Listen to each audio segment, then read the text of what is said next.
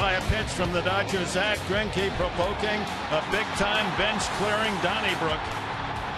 Oh my, Greinke got the worst of it, a broken collarbone. Quentin awaits word on his suspension. None yet. He's in the starting lineup this evening as we welcome you to beautiful Petco Park on a cool Friday night and the first of a three-game series against Troy Tulowitzki and the hot-hitting Colorado Rockies. Three-game series opens tonight. The Rockies against the Padres.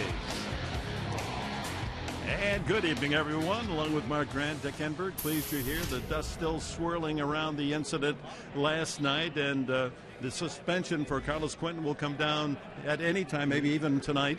Zach Greinke is going to be out from 6 to 8 weeks with a broken collarbone. Yeah, this game of baseball is each and every day, right? It's unlike basketball or football where you have to wait a week to stew about it and kind of think about it. It's a new day. Carlos Quentin took batting practice. The Padres came to the ballpark looking forward to beat up on these Colorado Rockies. Hopefully they can take a series, win 2 out of 3 from the Rocks. Rockies won all 3 in Denver last weekend. Then they went to San Francisco and lost 3. And the Padres would like to pay back a little bit tonight. And hopefully that payback is in the hands of Tyson Ross, who's towing the slabs tonight. In Colorado, hey, it's different environments. The first time for the big, tall right-hander. Only 4 innings, only 3 hits. It'd be nice to have him go 7 innings tonight. That's on the agenda. Only 2 earned runs. And I think the environment here in Petco Park, he could be a little bit more aggressive and cut down on the walks because Tyson Ross walked 4 in Colorado. Didn't come back to hurt him, and he kept the ball in the ballpark. Cut down on the walks, keep the ball in the ball yard tonight, and he should go deep into the ball game. All right, fans, who led the National League in team batting last year? Yeah, Rockies. The Rockies, even though they were in last place. They lead again this year. It's no mistake they score runs, and they were hitting the ball out of the ballpark. 15 homers already. And you go back to last year, the Colorado Rockies at home hit 100 home runs. On the road last year, 2012, only 66, so a significant amount. My point here is that, Willie Rosario, who's going deep here in Colorado, I think here you can be a little bit more aggressive in the strike zone and you won't get as hurt. So I think that's the agenda tonight for the pitching staff against these Colorado Rockies. Colorado, Denver, yeah, you're going to get burned. Here at Petco Park, pitch to more of the plate. I think if Tyson Ross is more aggressive tonight, I think you should have a good outing and keep him in the ball yard. Well, the Padres are looking to bolster that lineup offensively, and good news coming. Chase Headley will celebrate the bobblehead night tomorrow night, along with the Silver Slugger and Gold Glove in a rehab assignment. More on that when we come back to Petco.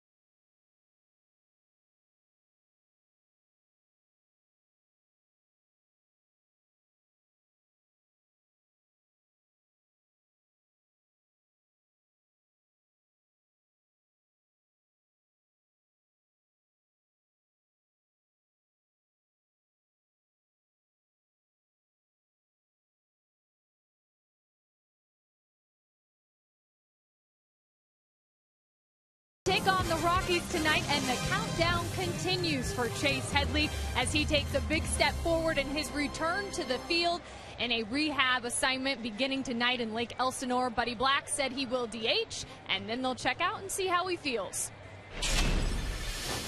There was a time frame all along, especially over the last 7 days, based on how he was feeling, that there was a chance that he was going to play by this weekend. I think we talked about that 3 or 4 days ago, and that's the case.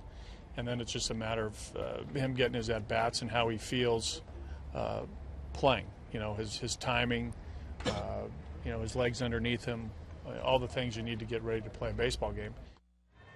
When asked if Chase would be ready for Monday's matchup against the Dodgers, Buddy Black said, well, that's a little bit too close to make the call. So he's not ready to say yes on that, but he didn't say no.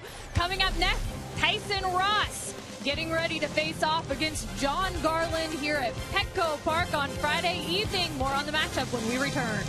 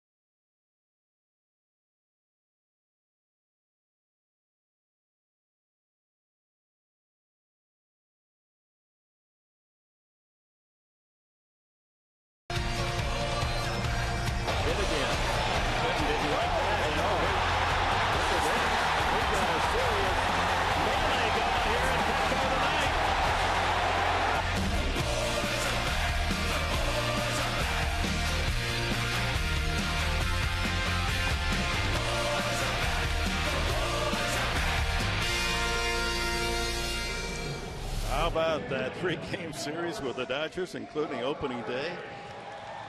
Top-level excitement, some that was not rehearsed last night.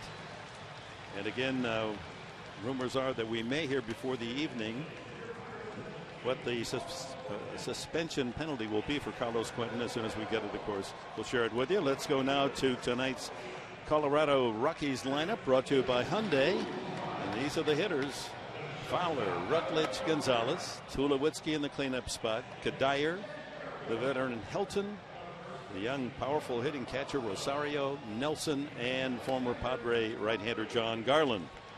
And tonight's Padres defense, brought to you by Aramco Mortgage. Quentin in left, Hannibal in center, Maven given the night off, Denorfia in right, Guzman playing third base tonight, Everett Cabrera at short, Jerko at second, Alonso at first, Nick Hundley behind the plate for Tyson Ross. Padres making a move today, calling up from Tucson Thad Weber, 28-year-old right-hander, and releasing Cody Ransom. And tonight's scouting report for Tyson Ross is brought to you by Jaguar of San Diego. Plain and simple, Friar faithful. No free passes. He walked forward Colorado. They didn't come around to score, but that could spell trouble. And don't nibble. He's got good enough stuff here at Petco Park where he can go right after these hitters. And once again, Dick, don't mean to sound like a broken record, but he has to be economical with his pitches. Let's see if Tyson Ross can get 7+ innings tonight. Yeah, the Padres starter is just unable to get through to the 6th inning in the Dodgers series. Stoltz, then Marquis, and Clayton Richard, all just 5 innings. So the bullpen under pressure, a lot of work. Walt Weiss, new skipper with the Rockies this year, former favorite up there in Denver. Tyson Ross says, if I can just pitch like my kid brother Joe, I'll be very happy. Temperature 61 degrees tonight, not much of a wind. It feels cooler than 61. Joe Ross pitching at Fort Wayne, the Padres Farm Club. He's had 2 outings. He's gone 5 innings each time. He's allowed no runs and 2 hits in 10 innings. And we're underway. First pitch to Fowler, misses, ball 1. Fowler with 4 home runs already. Switch hitting center fielder.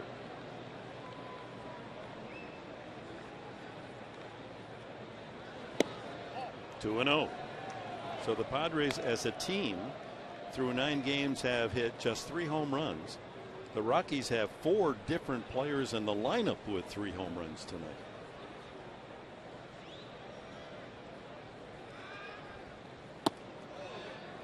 Three and 0. Just what Mark Grant said Tyson Ross should not do is fail to find home plate. See the 20th anniversary emblem on the sleeve of the Rockies. There's a strike called by Dan Iasonia. So Tyson Ross trying to challenge these hitters by getting ahead with the fastball, missing fastball count. But this will be a good indication how the fastball of Ross is tonight early on. 3-1 fastball count. Let's see if he throws him one here. See what Fowler can do. Ball 4. Leadoff walk. Never a good sign. And that brings up second baseman Josh Rutledge. Iasonia behind the plate with Mike Muchlinski at first, Brian Knight at second, and Jerry Davis at third. Never good facing that first hitter and then going immediately into the stretch, especially when you get into the lineup of on deck being Gonzalez and Tulowitzki batting fourth. And Kadire fifth, who did some damage up in Colorado. Rutledge batting at .242 at the start. That's a strike. 92 on the fastball. It's a matchup pitching wise of the 2 men who faced each other in Denver, John Garland and Tyson Ross. Garland getting the better of the encounter up at Coors Field as the Rockies won 6-3. Oh, that was a slider from Tyson Ross. Really worked underneath it. Got to stay on top of that, and it kind of worked around it, and it was very flat up in the zone.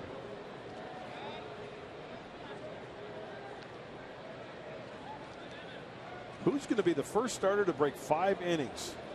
Richard 5, Stoltz 5, Marquis 5. All around 100 pitches. Runner goes, big break. The throw by Hundley is in time. Quick slap tag by Jerko on the shoulder of Fowler, who in disbelief looks up at Brian Knight saying, didn't I get in there? It had to be a perfect throw from Nick Hundley. It was a breaking ball. Snap throw from the ear. I tell you what, you could have not placed that ball any better. He's out. Got him on the helmet before his hand touches the bag. He gone. Yeah, that was perfect. Head tag by Jerko. Nicely done, Nick Hundley. Count now 2-2 on the hitter Rutledge. It's got to make you feel good, huh? Yeah, he fired a laser right to Jerko. Sure looked with a big break Fowler got that he was going to steal that base. Big key is to get Rutledge. You can't a free pass here. You just had your catcher make a fantastic play down to second base. The last thing you need to do is walk Rutledge and then work right out of the stretch again with the likes of Carlos Gonzalez on deck. And the count full on Rutledge after he walked Fowler but erased on the steal attempt. And another walk. So he walks the first 2 men he faces tonight. And here's the word on Carlos Quentin just in from the Major League office. He has been deemed to receive an 8-game suspension and an undisclosed fine for yesterday's actions. He is appealing, and the appeal process can take some time.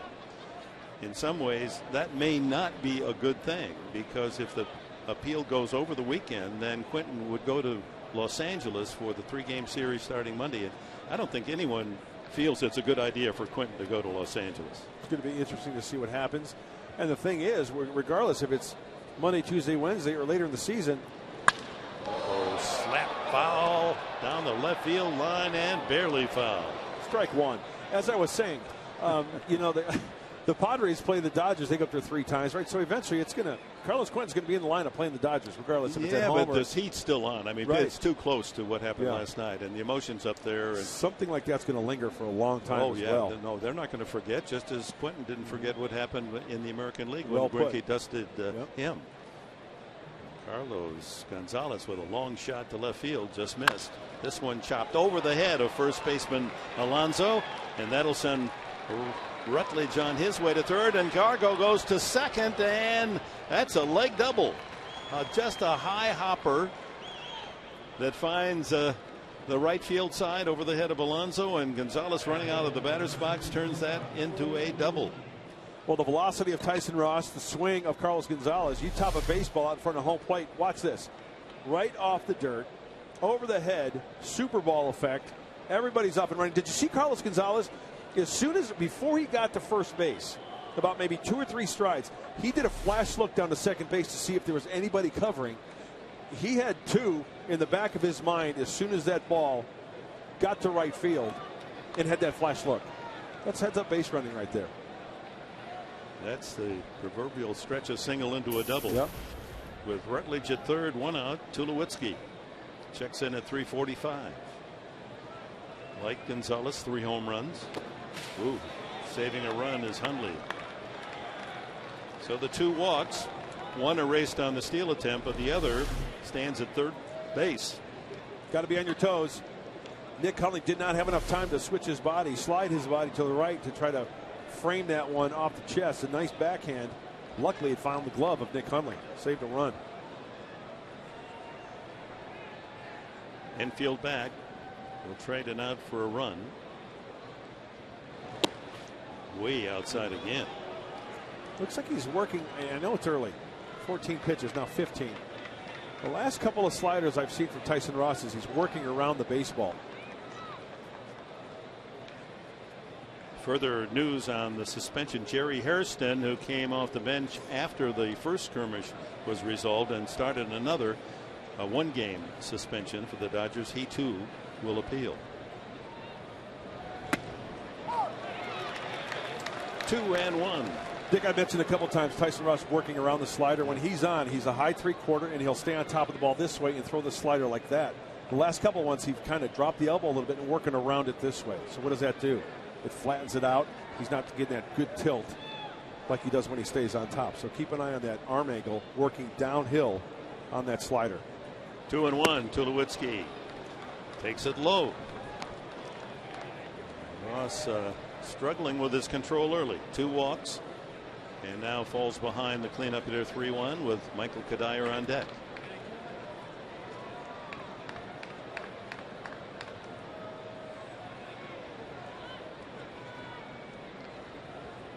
Tulowitzki will be swinging if he likes this one. Just did catch the low outside corner. Yep. Pitch number 5, you can tell by the Fox tracks, brought to you by my good friends at Southland Technology. Dotting that outside corner, getting up top, 4-seam fastball. Frame it, Nick Hundley. Stick it right there. You betcha. Tulowitzki's got to think he's going to get a fastball because the slider's been way off the plate from Ross. Another way of thinking about it, Dick, is this: with 1 out, first base is open. He may throw him a slider. You never know. Nick Hundley's got to be on his toes, though. Remember, the last one was in the dirt.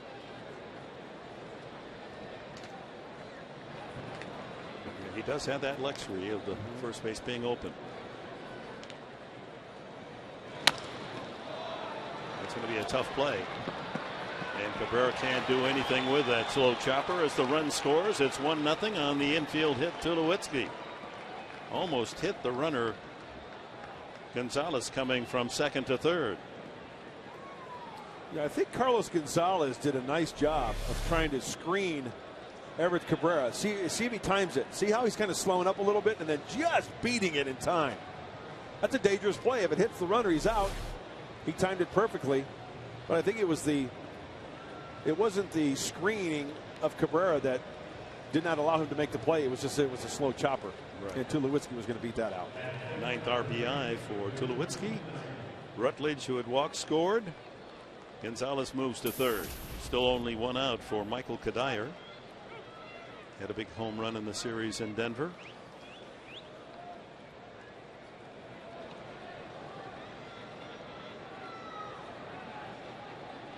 In fact, it was in the game that supported John Garland late in the game that took the score from 4-3 to 6-3.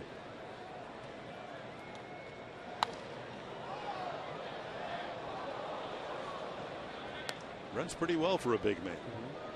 Infield hopes to get something sharp and turn a quick 2 and get out of this first inning. But for Hundley's excellent throw on Fowler trying to steal, this could be a huge inning for the Rockies.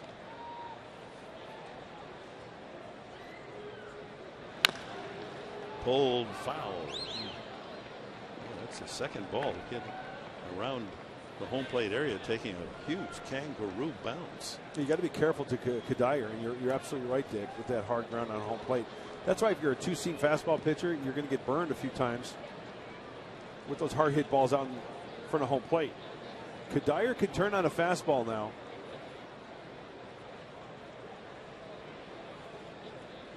Elevated fastball here.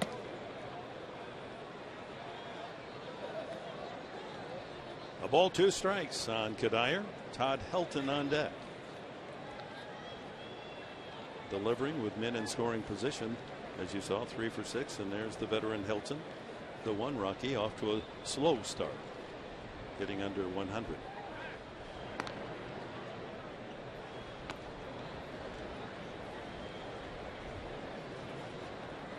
The Rockies are going to score enough runs with their potent hitting attack. You just can't afford to walk them too.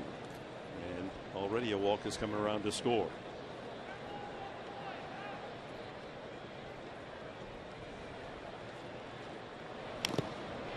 Just got a piece of that.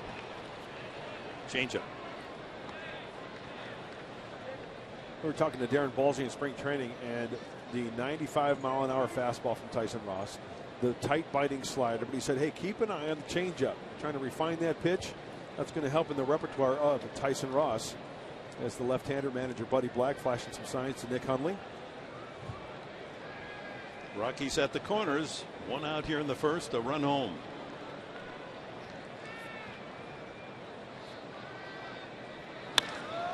High fly ball.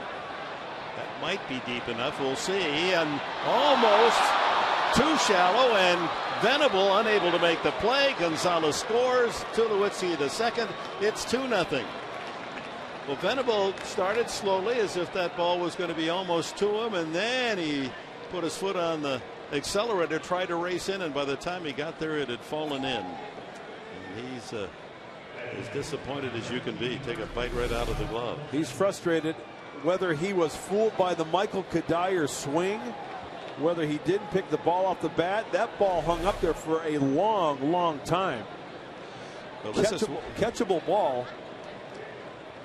Does anyone get more scratch hits than the Rockies? They did that up in Denver. Now an infield hit and a bloop single to drive in the 2 runs. Helton with runners at first and second, still 1 out. Ball 1. He's 2 for 21 at the start. Todd Helton, totally out of character. He loves Petco Park. Lifetime 333 here. Well, it's just frustrating. A ball hung up in the air that long. It's got to be caught. Yeah. It seems like by somebody. Of course, you have Venable, who's played just some center field. Ground ball into right field. Another base hit. Tulowitzki rounds third and holds as DeNorfia hustles the ball in. The bases are now loaded with 1 out.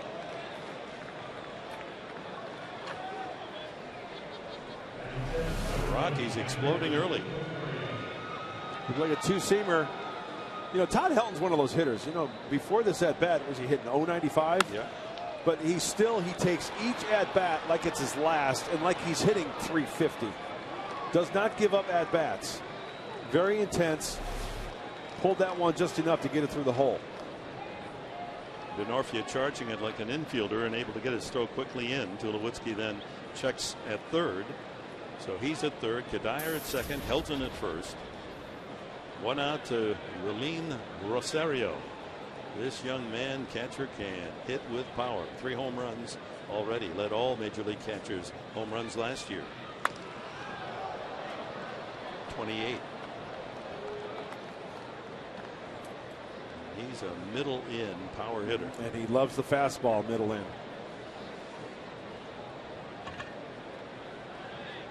Fowler walked but was thrown out trying to steal. Rutledge then walked. Gonzalez with a high hopping double, leg double.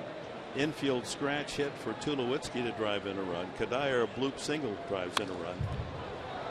Helton finds a hole on the right side to move the runners up 90. Bases loaded and 2 strikes now on Rosario. Boy, it's really ironic as we take a look at action in the bullpen. Thad Weber, the right-hander, just recalled from Tucson. AAA Tucson, heating up. Well, the only out recorded so far this inning is by Nick Hundley throwing out the runner.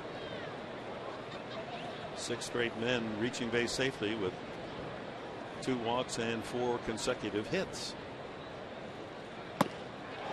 There's an out as he gets Rosario on a high heater. 2 out. Usually a good fastball hitter will fish after the high fastball from Tyson Ross. Rosario, you can expand the strike zone on him. That's a 4-seam fastball up just enough to get him swinging. Can't get that top hand on top of that high pitch. 8th man to bat in the inning, Chris Nelson. A 300 hitter last year, hitting 308 so far this season. 30th pitch coming up. 94, plenty of velocity.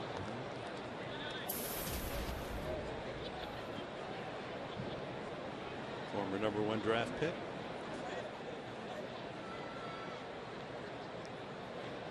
As we chronicled up in Denver, here's a man hitting 8th. He's a 300 hitter. Right.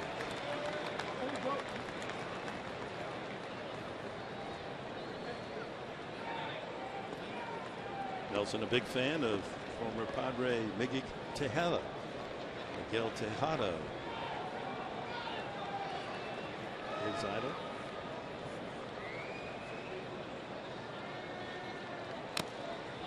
And the count 1-2. Trying to limit the damage to 2 runs in the first inning. Infielders got to be diving on the ground ball to prevent that run at second base to score. If in fact there is an infield grounder, as you take a look, going the opposite way in center field. Will Venable on the first base side of second base. Infield kind of straight away. Just maybe a shade to pull. Misses away. So the slider off the plate and the count levels at 2-2. It's a big pitch. You want to go 3-2 with 2 outs and the base is full. You know, as a hitter, he's been inconsistent with the slider, right? So you probably just eliminate that pitch if you see it coming your way. Look for the heater. Spin on the slider.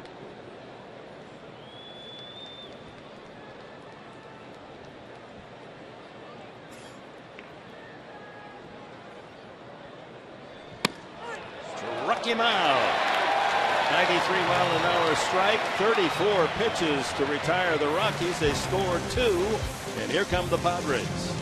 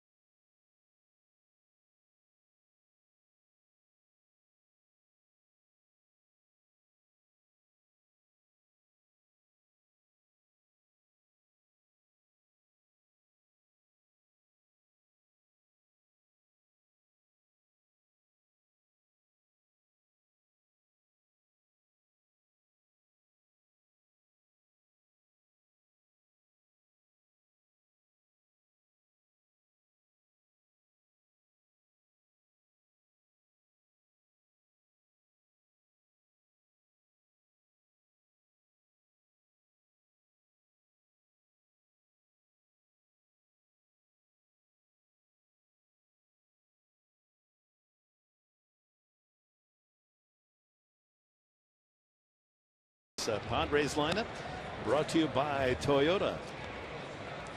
But Black has them set this way. A little different lineup than we've seen so far this season, with Cabrera and Denorfia at the top of the order. Alonso into the third slot. Carlos Quentin hits cleanup. Guzman batting fifth. He's not in left field. He's at third base. Jerko's at second base. Nick Hundley, the catcher. Will Venable in right. And Tyson Ross, the pitcher. And tonight's Rockies defense brought to you by Hyundai, with Gonzalez, Fowler, and Kadire left to right.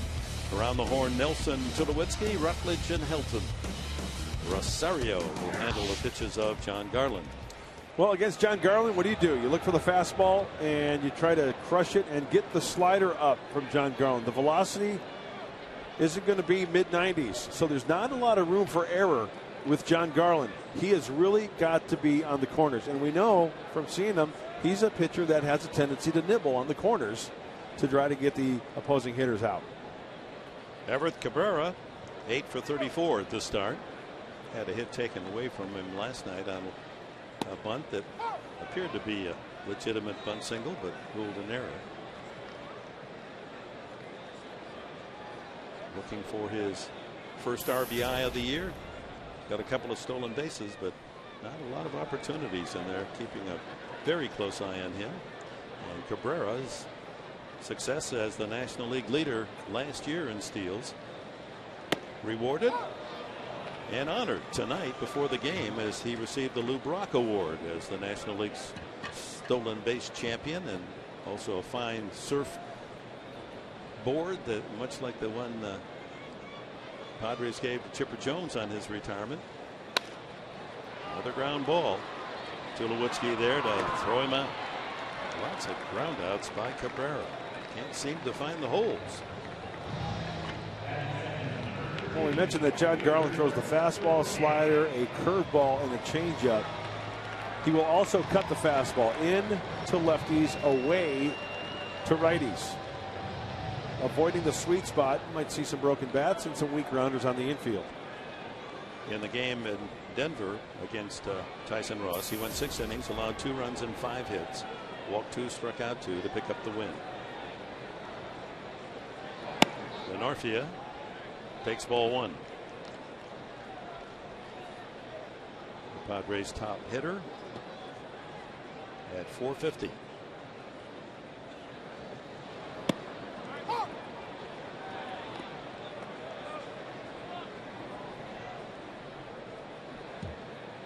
The Mariners had Garland in their camp in Peoria in spring training and released him mid-March. Punch foul down the right field line. Picked up by the Rockies. And the game we saw up in Denver, typical Garland, lots of ground balls, methodically working through the lineup. But just wait till runners get on, right? Yeah, he can really slow it down. 2-2.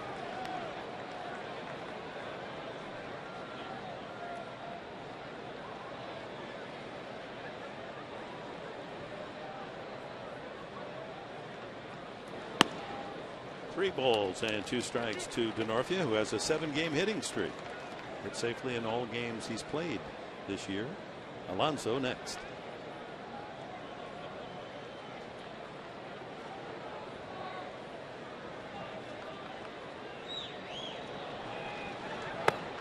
Ball 4. Good at bat for Denorfia. The Padres have their first base runner. Well, like Chris Denorfia said in the pregame interview, his swing is always a work in progress. But just because it's a walk doesn't mean it's a bad thing. He didn't swing the bat right or get a hit, but he's on base. He gets to see more pitches from John Garland. He could pass that information down to the other guys on the bench when he gets back in that dugout.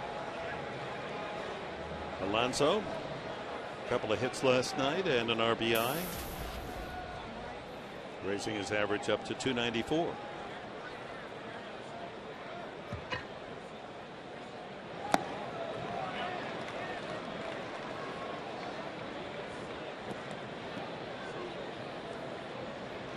And the slow stroll back to the top of the mound with the runner on. Every time Garland gets a ball back from the catcher, as we mentioned up in Denver, he looks at it as if suspiciously maybe they threw him an egg or something. Is that really still a baseball? It's his whole routine.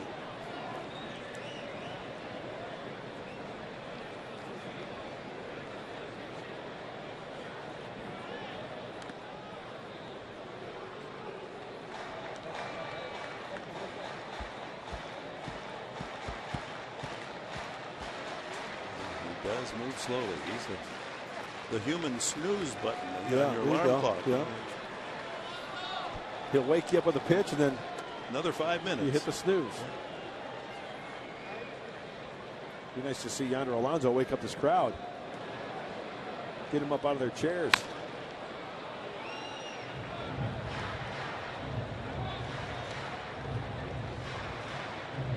Along with Yasmani Grandal, youngsters migrating from Cuba to Miami. His dad in Cuba was an outstanding catcher.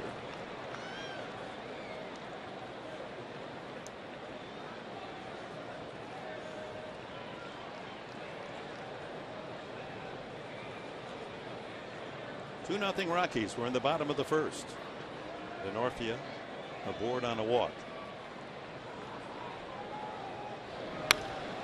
You know, I'm going to ask Mark Sweeney this, and this is coming from a guy who knows nothing about hitting.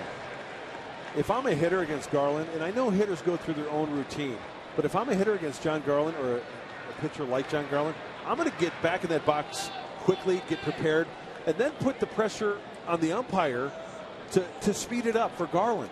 Yeah, there's a rule in there. Yeah. 12 seconds. Once your hitter's set to go, right. Pitcher has the ball. He's got to pitch it in 12. Well, it's violated constantly. Mostly because hitters keep backing out, and then they come in and reset the clock. 1-2. You know, like I said, you know, Yonder Alonso, okay, he's backing out a little bit. Okay, get right back in the box. And I know they have their own routine, but if he were to take the pitch, just stay in the box, I mean, that would, I think, put some pressure on Garland. Yeah, he could say to the umpire, listen, this is why I'm doing this, you know. Exactly. I don't want to have to go to sleep here waiting for the next pitch. The rule says he's got to throw it in a certain amount of time.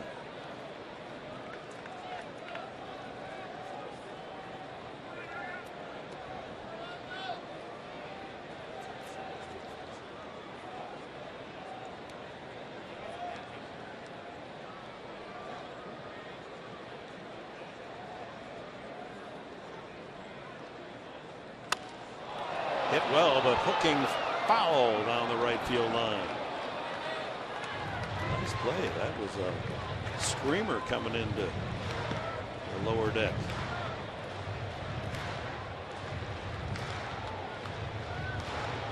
So again, the news today, Thad Weber, right-handed pitcher, 28, was in the Tiger organization, claimed on waivers by the Padres a year ago, recalled from Tucson.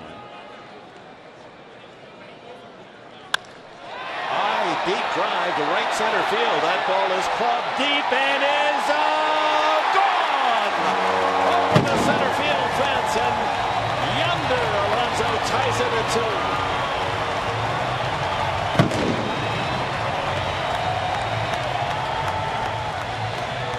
Second home run of the season for Alonso. And that was in an area where they did not bring in the fence. I think that was they may have a bent right there in right center. Two-seam fastball. Rosario has sent him away. And that's a good sign because Garland missed. Not that he missed, but it was a two-seamer down and in. Yonder Alonso got that bat head out in front and smoked that ball. Straightaway center field for the two-run shot. Now, ain't that some kind of nice? 2-2 pitch. Yeah, the Padres matched the 2 scored by the Rockies in the top half of the inning, and here's Carlos Quentin. Carlos looking for his first home run of the season.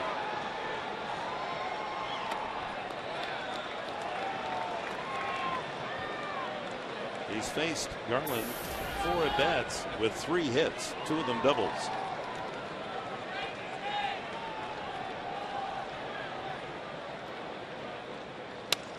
Ground ball to the second baseman. Rutledge over to Helton. 2 away. Brings up Jesus Guzman, starting tonight at third base.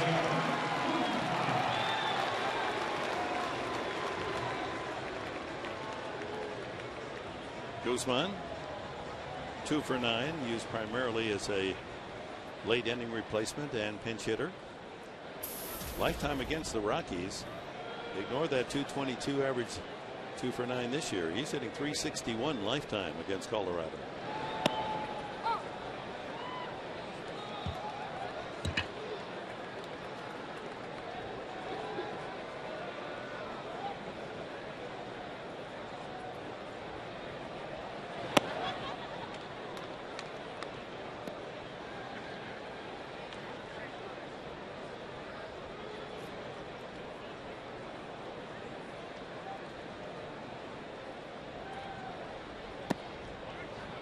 Go 1-1.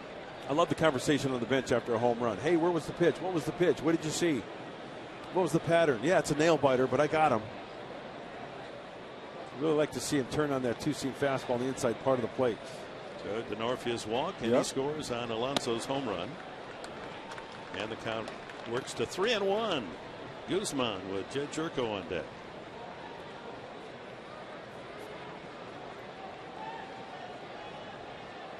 Well, that was one of the keys on the scouting report, Dick, against John Garland. Look for the fastball. It was a two-seam fastball, and Yonder Alonso was all over it.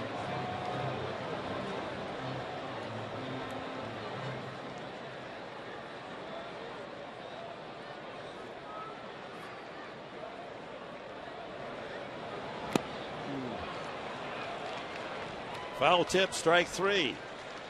Padres gone in the first, but a walk to DeNorfia, and this shot by Yonder Alonso long enough to tie it at 2.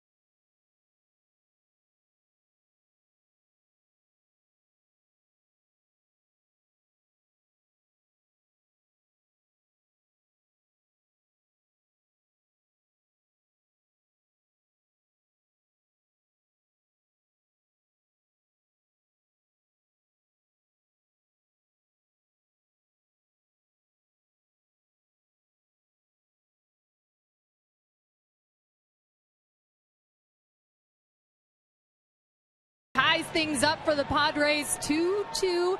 Top of the second now, and it's been a special evening for Everth Cabrera, who before the game was handed the Lou Brock Award for a very impressive 2012 season running the bases. Cabrera led the National League with a career-high 44 stolen bases. He's the first Padre to lead the National League in steals, and the most since that guy who just gave him a hug there, his first base coach, Dave Roberts, who stole 49 in 2006. A pretty cool surfboard too, guys, huh?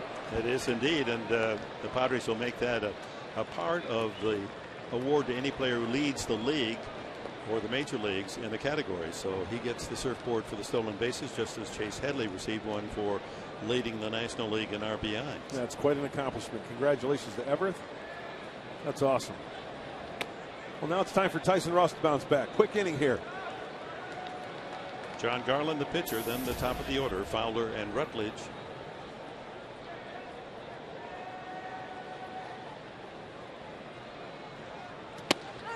And that's a strikeout, third in a row for Tyson Ross, who labored through that first inning, 34 pitches, but worked out of a bases loaded 1-out jam with strikeouts of Rosario and Nelson. Well, even though it's the pitcher, if you just eliminate the pitcher, eliminate the batter, where was the location of the pitch? Great pitch, outside corner, knee high. That's what he has to do now against Fowler and Rutledge. Hopefully a 1-2-3 inning for Tyson. Fowler walked to open the ball game and was thrown out on a terrific toss by Hundley at second base as Fowler tried to steal.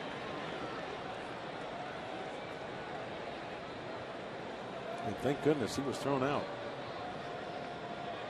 That was at least one run and maybe more. Yeah, you talk about a perfect throw from Nick. That was beautiful.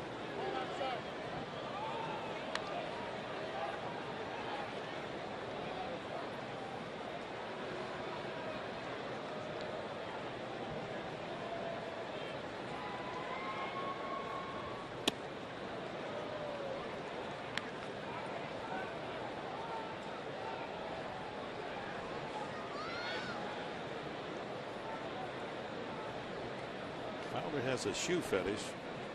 Just cannot have enough boots in his closet. I can't wait to hear this one. What's he got? Well, would you name the shoe? And he's got it. Remember, we were watching the players Sunday as we were leaving to come home from Colorado. At the end of the series, they were getting on a bus right next to ours, headed for San Francisco. And he had some very smart shoes. Red soles. Ah. And another called strike three. That's 4 in a row by Tyson Ross. 3 straight called third strikes. Well, Tyson Ross may have gotten a call here as we take a look. What is it? It's a 4-seamer. Nick Hundley frames it. Hey, you know what? It's high enough below the belt buckle. And according to Dan Iasonia, the home plate umpire, yeah, outside corner. Go right back out there. Rutledge takes a strike. In fact, get back on Fowler in the shoes. He even had his birthday cake was shaped like a shoe. Marty McFly shoe. Oh, Back to the Future. Yeah. Love that. Venable in right center. Runs it down. 1-2-3 inning for Tyson Ross. Jed Jerko will lead off the Padres second.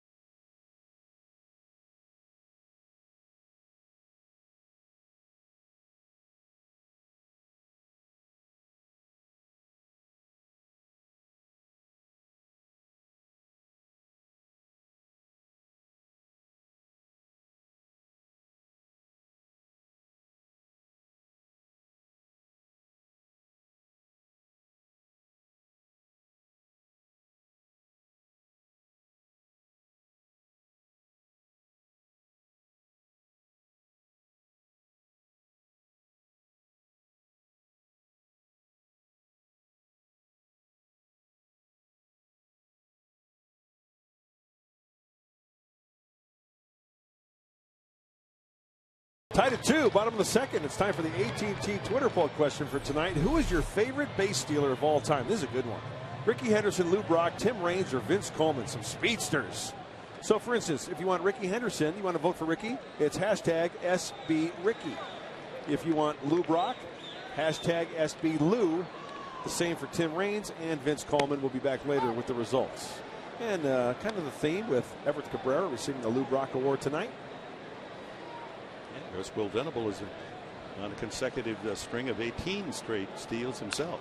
Jerko with a good swing, but just topping it back out of play. 8 for 32. That works out at 250 for Jerko. 4 RBI, second to Venable for the club in these first 9 games.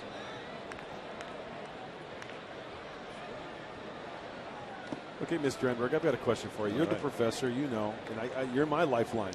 Okay. Jed Jerko, the last name. Shouldn't it be pronounced Jorko as Orko? Well, I think it depends on the country. See, he's Hungarian, so you know, sometimes the Y is silent, and sometimes O's are pronounced differently. Yeah, it's definitely Jerko, and in fact, I asked him in spring training, you know, would it shorten your last name? And then there goes, "Hey, Jerk, how are you? Didn't that offend you?" He said, "No, I like Jerk. I mean, that's what my name is." And I'm sure, without any pronunciation guide, you would say Orko. Right, exactly. Low again, and the count full. Garland had the count in his favor, 2 strikes. Now Jerko looks at a 3-2 pitch. Probably something down and away. Cutter. He's definitely going to try to keep it down in a way, I would think. As you can see, Fowler in center field on the first base side of second base. Oh, he came inside.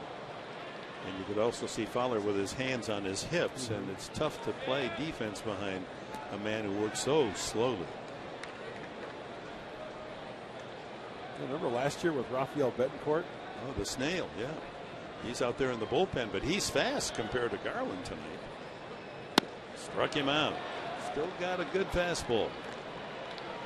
That's the 2-seam variety. Down and in around the knees. Out of the hand. Looks like it's probably going to be about thigh high, and then good action down and in. See the 2-seam rotation? Right over the top. Nick Hundley on a hitting tear against the Dodgers, 6 consecutive base hits to raise his average up to 346. And he's way out in front of that pitch, sends it deep but into the mezzanine about 30 feet foul. I bet when she sat down in her seat tonight, she didn't think she's going to get a souvenir out there. Never know. Pulled foul.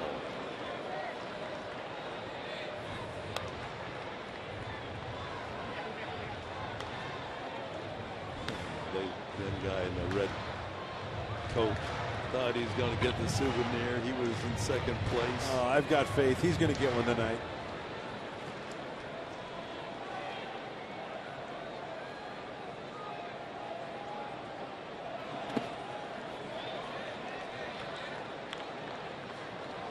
Garland, a product of the San Fernando Valley, Granada Hills. Didn't pitch at all last year with shoulder surgery.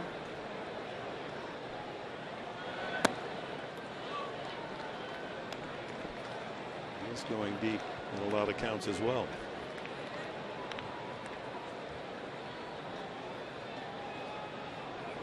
.133 lifetime wins.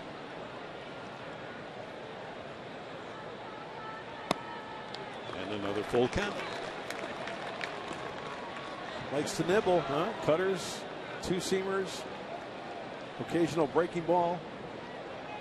6 batters, 4 of them have gone to 3 and 2.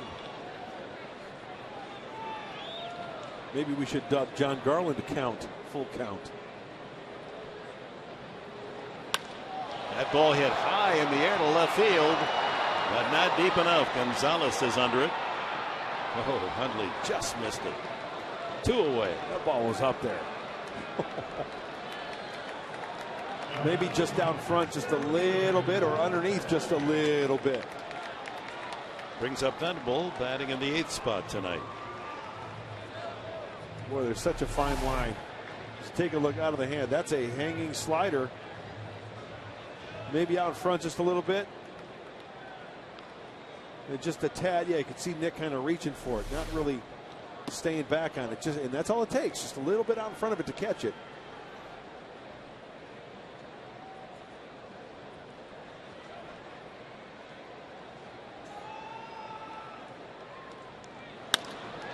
High drive to center, but Fowler has a lot of real estate out there and makes the play. 1, 2, 3. The Padres go in the second. We're tied at 2 at Petco Park in San Diego.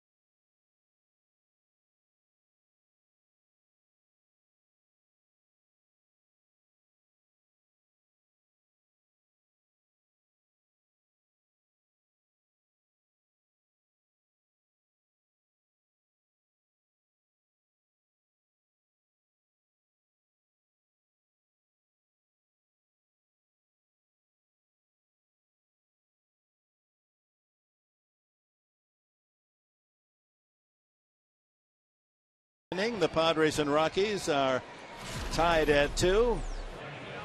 And before the game tonight, the ceremonial first pitch in tandem.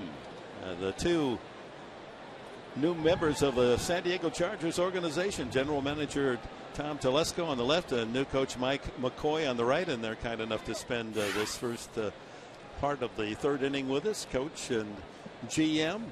A couple of young guys. Am I getting that much older here? I mean, they get younger and younger, don't they? Well, welcome to San Diego, and we're all excited about what you're going to bring to the Charger season. And I know you're very busy right now scanning your scouting reports, Tom. Thanks for having us. Yeah, thank you. Yeah. Kind of nice to be down when you don't really realize how the distance between the mound and home plate has lengthened since you were a kid. Well, I'll tell you, man, I don't think I've thrown from a mound since I was 15 years old. So, I think watching the video replay, Tom looked a lot better than I did. I think we're going to draft Tom in a couple of weeks instead of myself. Yeah, we'll give you another chance. Carlos Gonzalez leading off the Rockies' third inning. He sent that high-hopping double into right field, legged it out for 2, and scored one of the 2 runs in the first inning off Tyson Ross. So let's see, the draft is what, a week and a half away? Yes, yep. Yeah, we're heavy in draft meetings right now with the scouts and trying to get that board narrowed down and get all the information on every player, and that's where we are right now. Of course, everyone here in town saying you're going to have to get a couple of linemen, and it happens to be the year of the offensive lineman, apparently, from all I read. It really is. It's a very strong on the offensive defensive lines this year, so that should work out well. Right at the left fielder, Quentin, for the first out. And I'm alumnus of Central Michigan, and apparently that big fella from Central Michigan is going to go high. They say 5th or 6th player pick. Yeah, he's an excellent player. Had a great career at Central Michigan. Had a really great Senior Bowl, and more than likely he's going to be a high pick as a left tackle. Mike, could you, cap in a capsule form, explain to our audience your philosophy of coaching this great game, football? Well, I think the key thing is you got to take advantage of what your players do best.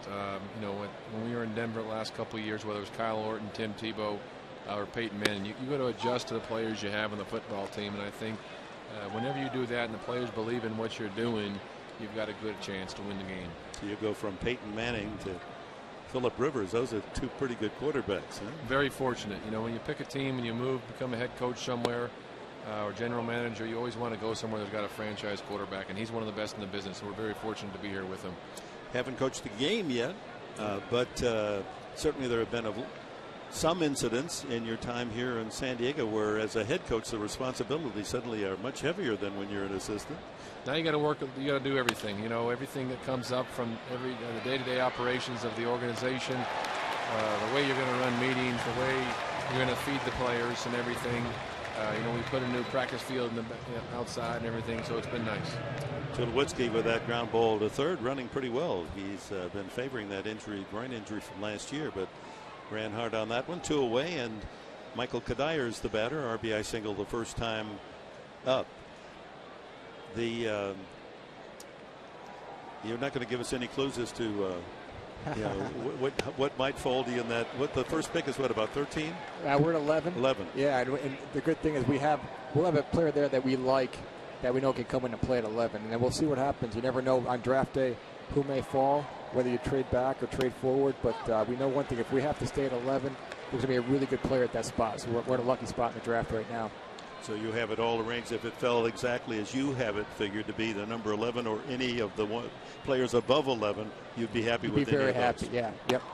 It's a little different when you're later in the draft. So. Well, we appreciate your being at beautiful Petco Park. We look forward to the Charger season. We wish you nothing but the best. And yeah, we're all San Diego. Thank you for having us. It's been a pleasure. Let's all win together. That's right. Thank you very much. Way to go, Coach. Thank you. Thank you very much. Good draft.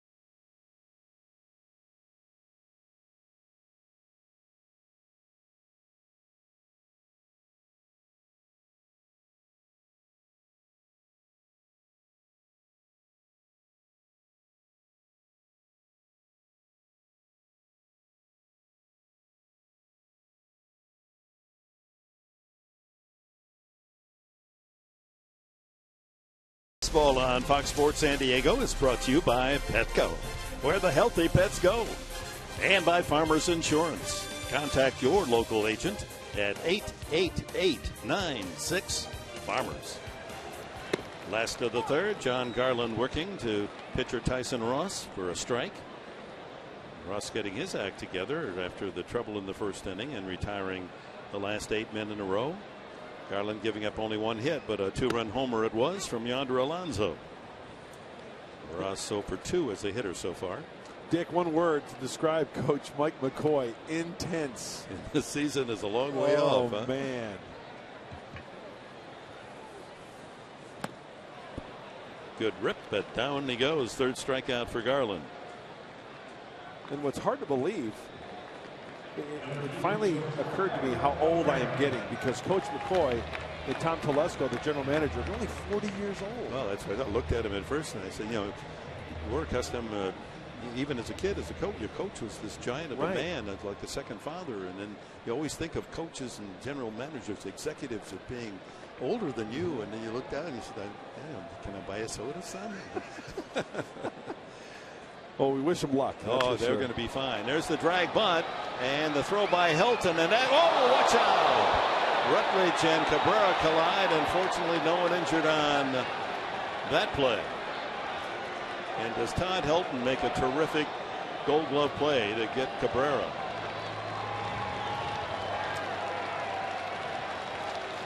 Garland talking to the first base umpire. You know, it's not only the athleticism of Helton, but how about the accuracy to throw to a moving target? And he's used to that, right? That's right. From under center as a volunteer in Tennessee, Rutledge gets it right in the chest.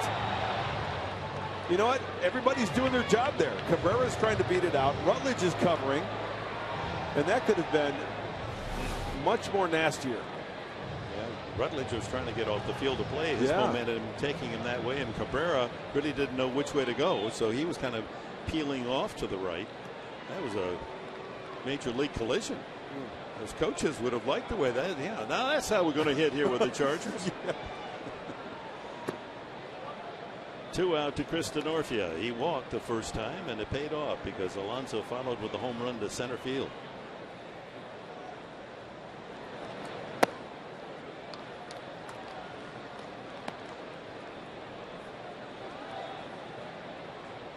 You know, you think about it, that play was all Helton, wasn't it?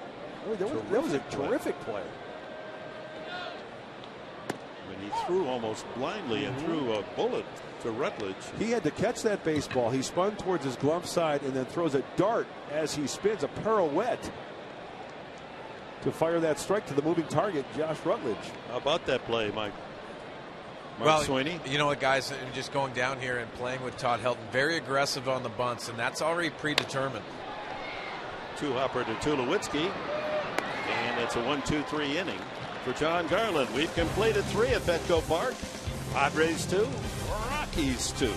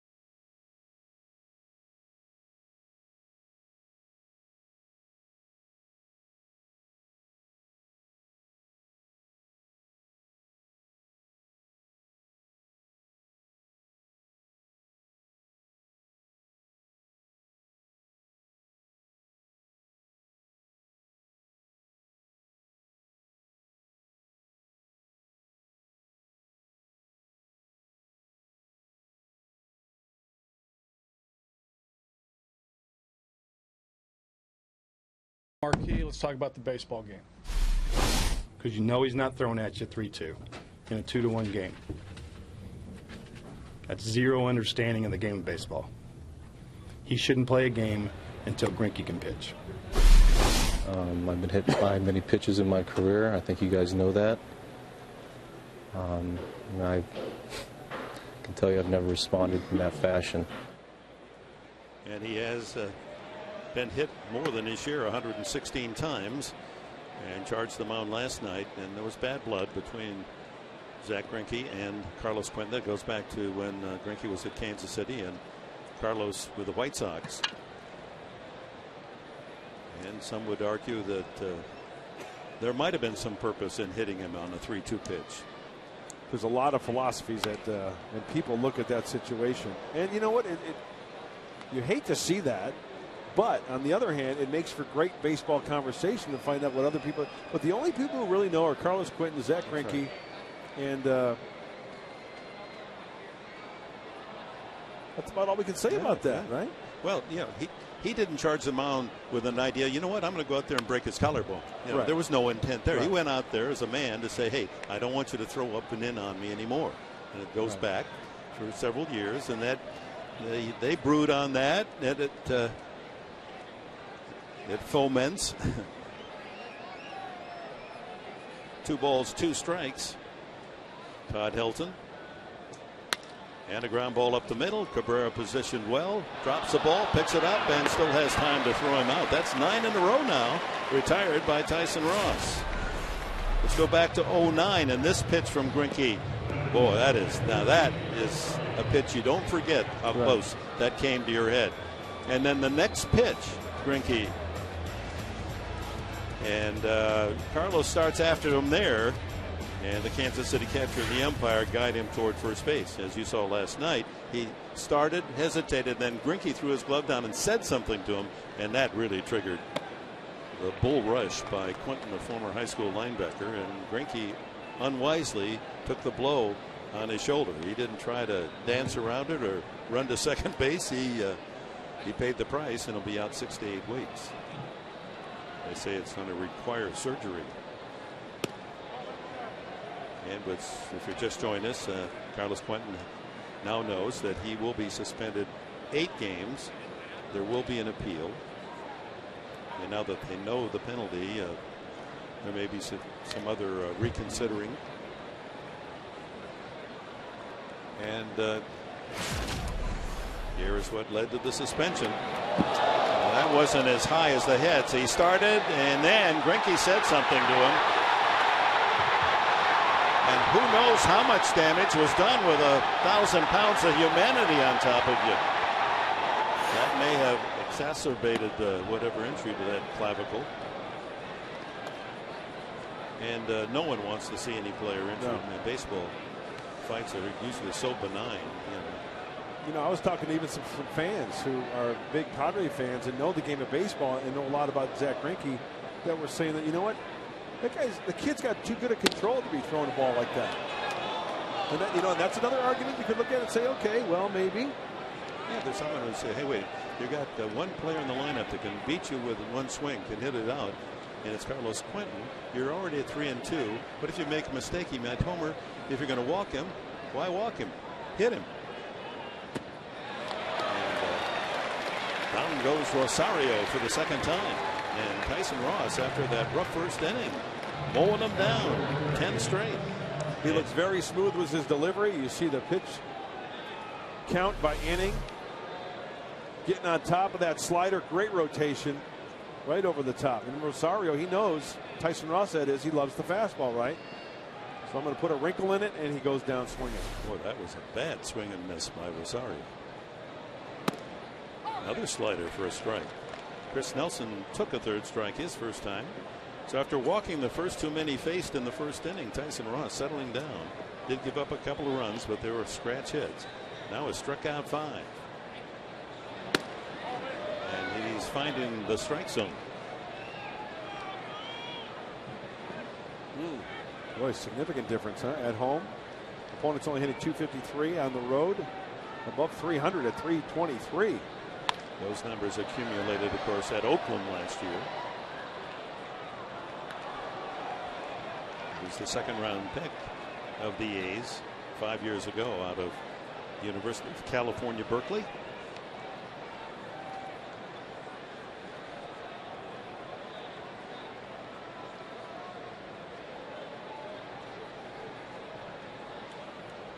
A ball, 2 strikes. Right field. Denorfia, long run into the corner and makes the catch in fair territory.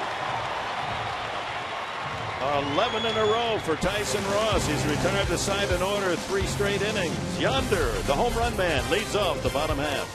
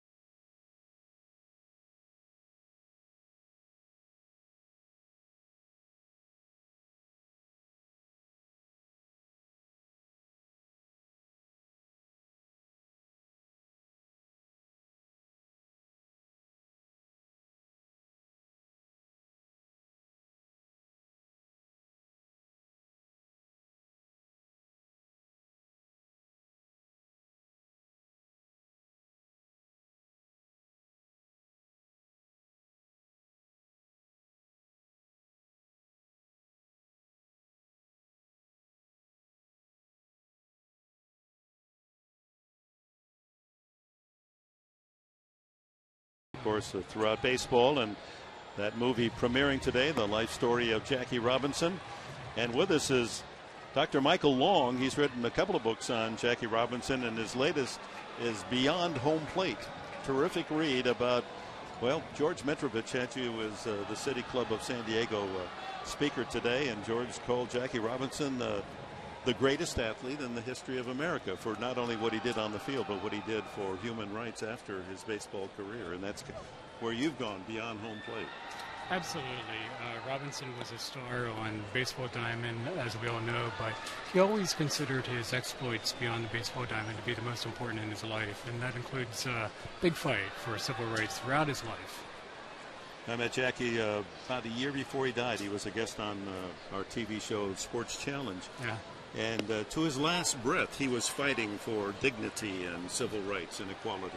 Absolutely. 9 days before he died, he went to the World Series, threw out the ceremonial pitch, and said he'd be much happier when he looks at third base line and sees a blackface managing baseball. He never lived to see it, but shortly after that, Frank Robinson, no relative at all, became the first. Of course, he in those days, the manager often was the coach at third base, right. And referring to seeing a blackface there. And, of course, a product of Pasadena, your high school, and UCLA. And what's interesting, Dr. Long, is that baseball was considered of four sports his fourth best. Yeah, isn't that amazing? He lettered in four sports at UCLA, track, baseball, basketball, and what was the fourth? I'm blanking. Baseball, basketball, football, and track and field. Football, He held the long jump record in California for many, many years. May still. Yeah. Richard Nixon, one of his close friends, called him the greatest athlete in American history as well. When did the fascination with Jackie Robinson start, Doctor? Was it something as a child you just learned about and you just became more intrigued with his life and career? Well, believe it or not, I was studying the relationship between Billy Graham and Richard Nixon. And an archivist here in California came up to my desk one day and said, "Have you seen the Jackie Robinson file?" And I said, "No, I'd love to see it." And I read through it, all these great letters that Mr. Robinson had written to Nixon, and I was hooked. From that point on, it was really his politics that attracted me to him more than anything else, believe it or not. Why do you think that Branch Rickey picked Jackie Robinson? He was not the best player in the Negro Leagues by any imagination. He was good, obviously, right, and somewhat great, but wasn't the best at the time. Right. I think Mr. Rickey was really looking for somebody stable, somebody with a strong moral character, and I think he saw that in Robinson in that first meeting when he asked Robinson to turn the other cheek, when he faced racist Johnson tears. And that's exactly what Robinson did, and it turned out to be a great pick. No, there's no question about that. And Robinson using that form afterwards, well, he wasn't outspoken at all to the press. And in fact, during your lecture today, your speech today, I was reminded of Ralph Branca was interviewed on the radio this week, and he said what was amazing, that after that very first game as a Dodger, the New York newspapers the next day just reported the game, and they had a new rookie, Jackie Robinson, in the lineup. Didn't say he'd broken the racial barrier, the color barrier. Yeah, isn't that amazing? The black press covered him like crazy. In fact, the black press and the communist press, believe it or not, really pressed for Major League Baseball to hire an African American, and they were behind a lot of it. And that's a high foul off first. Helton and the catcher Rosario can't get there. Continue, please. So the black press really pushed for Major League Baseball to hire an African American, and they were behind Rickey. And so it's not just Rickey's courage in hiring Jackie, but the whole black press. And while the white press ignored a lot of it, and you're right about that, but the black press were all over it. Of all the people you talked to put all the information in this book, who was the most intriguing to you? Who did you find the most, my gosh, the information that you're giving me is the most valuable? Well, I think Rachel Robinson is always the most intriguing. She lived through a lot. Oh, I can imagine. And she wanted me to be sure that I had her husband's legacy right. What a sweet lady. I met her at a banquet. Oh, beautiful. Oh, great. 90, she's still 90 years old, gorgeous, isn't she? Yes, she is. Still fighting hard for minorities to have college scholarships, still fighting hard for a great first-rate Jackie Robinson Museum in Lower Manhattan. Wish her all the best. You mentioned a statement she made when someone in Washington said, how do you think the race relations are today compared to 40 years ago? Yeah. What did she say? She said, I was there in 1947. We've come a very long way. Well, we have a very long way to go.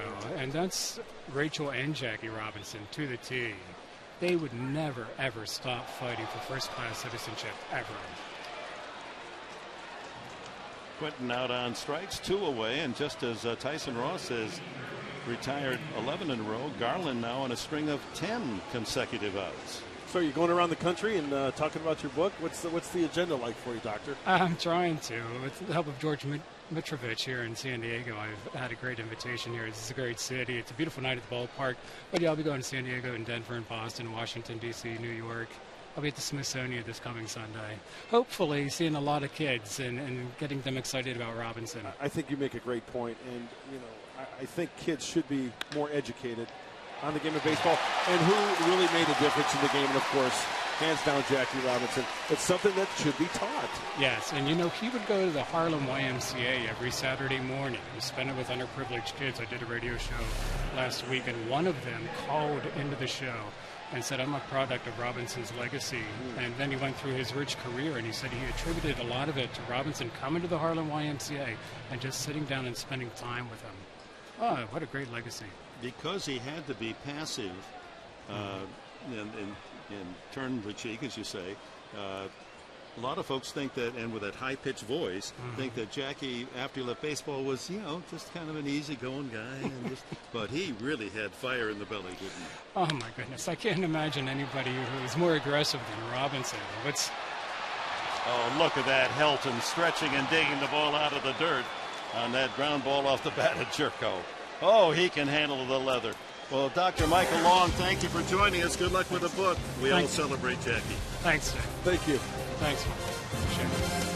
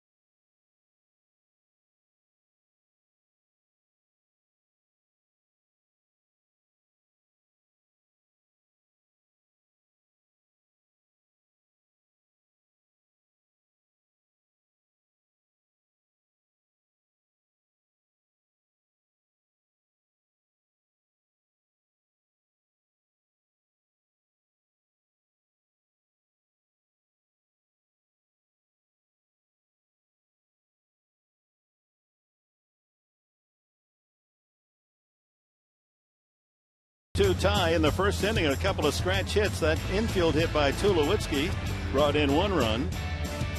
And then this bloop single by Kadire, as Venable circled it and couldn't quite get to it, scored another for a 2-0 lead. They had the bases loaded and couldn't get more. And then in the bottom half of the first inning, you saw that swing of Yonder Alonso after D'Onofrio had walked, and he drove over the center field fence to tie it, his second home run of the season. And since then, both pitchers taking full command of the game. As we move to the 5th inning, Mark Sweeney, any contact at all with Jackie Robinson or those that knew Jackie, and stories that you must have heard even while you're with the Dodgers? Well, just the teammates that I played with, and also being, like you said, Dick, being in that Dodger uniform is so prideful. And all about Jackie Robinson up there in the Dodger uniform. What a great man and an influence, not only for everybody in baseball, but just life in general. It's great. Exactly. For all of our country, his influence and fighting to let people know that we all deserve the dignity of equality.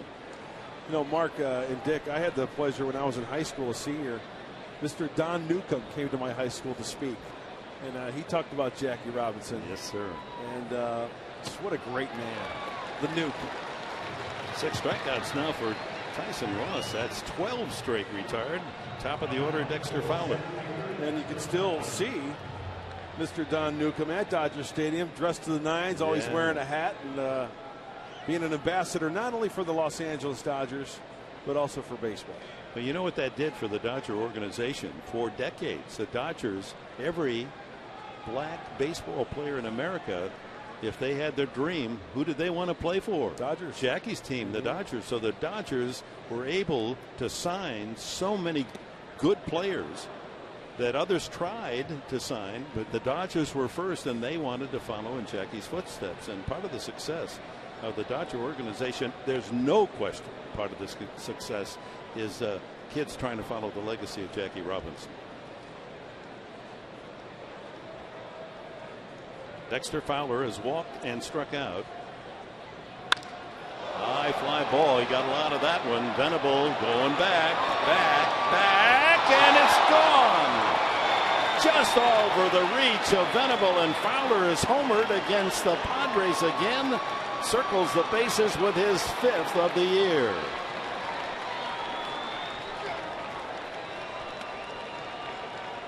Oh, I really thought that Will had a chance. He may have even drawn leather on this. It's a fastball, four-seamer. It's down the middle, maybe outer third. Great extension.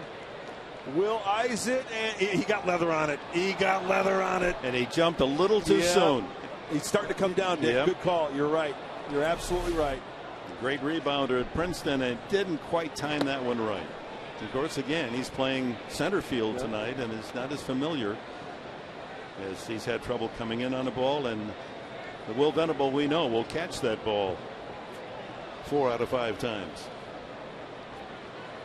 So the Rockies using the home run ball, the 16th homer of the season for them. Now lead 3-2. Josh Rutledge walked and scored in the first. Fly to center the last time.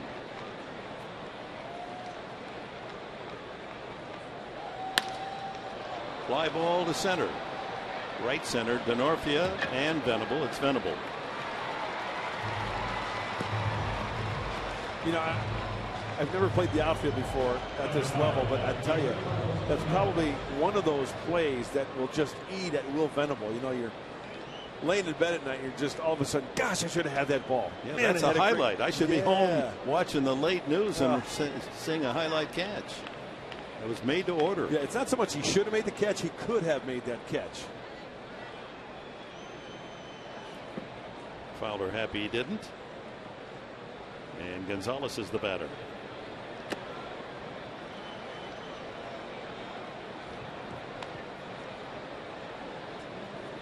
Base is empty now here in the 5th inning. And Dick, that's another reason why I like the idea of the 8-foot wall. Yes. We're going to see spectacular over the top of the fence catches. Exactly. Good pitch. 83 tosses now by Tyson Ross, whose string of outs went to 13 in a row before the home run by Fowler. Venable in center field. A couple of tough tests tonight. I got a question for Mark Sweeney playing the outfield. Did you ever make an acrobatic snatch it back? Oh, of course he did. Hey, I don't know about acrobatic, Spider-Man? but I was in Atlanta and I actually robbed a home run. It was a little bit over the fence because I didn't get up too much, but what a feeling. Oh, yeah. White men can't jump. 2-2 now to Cargo. That's got to be one of the most exciting plays for an outfielder when you help out your pitcher. But in this case, like Dick said, just jumped a little bit too early on his way down. That ball draws leather on the pinky side of the glove. Oh, the frustration. Will trying to help out Tyson Ross. Count rounds 3-2 now to Gonzalez with Tulowitzki next. One of the best robbing of a home run I've ever seen. It was in the Japanese leagues. If you look it up on the internet, a left fielder literally sprinted to the wall, climbed the chain link, top of the fence with 2 feet, and caught the ball on the fly and jumped back into play. Unbelievable catch. Watch out. That was coming in hot right at our camera position. That went whistling by Sweeney. He was going to make a diving over the fence catch on that one. Come on now, charge those. I actually got a finger on it. Did you really? How's the finger feel? It feels great. Watch your digits. You got to watch your digits.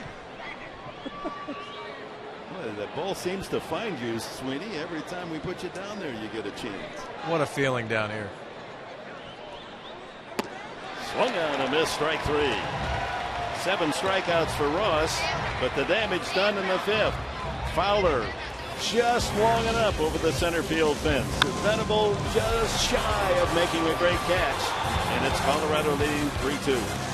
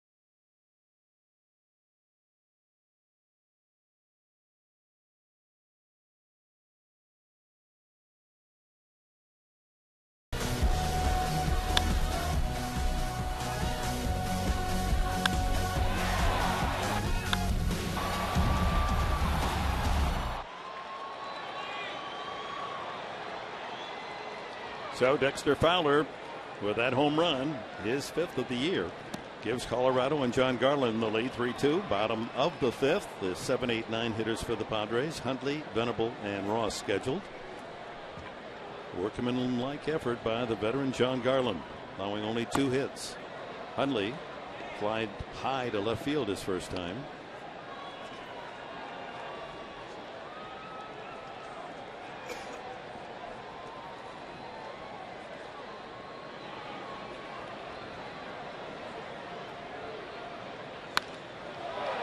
Down the left field line, hooking away from Gonzalez, gets by him into the corner. Huntley around second, not the speediest Padre, but he's on his way. Oh, he puts on the brakes and holds at second base. Risk and reward. Get the leadoff double. Don't get thrown out at third with that rocket arm of Gonzalez in left. Dick, you just said it. Nick Huntley knows that Carlos Gonzalez has a rocket for an arm. Nice job getting the hands through, out of the reach. Now it's off to the races. Hey, a leadoff double, yeah, I'll take that. But as you look, as Gonzalez retrieves this ball, it's a perfect one-hopper to third base. That Nick Huntley made the right decision. You bet. He and Glenn Hoffman there at third, throwing up the stop sign. He would have been out at third. Venable now, situational hitting, get that runner over to third at least, and give the Padres a chance to tie it up here in the last of the 5th.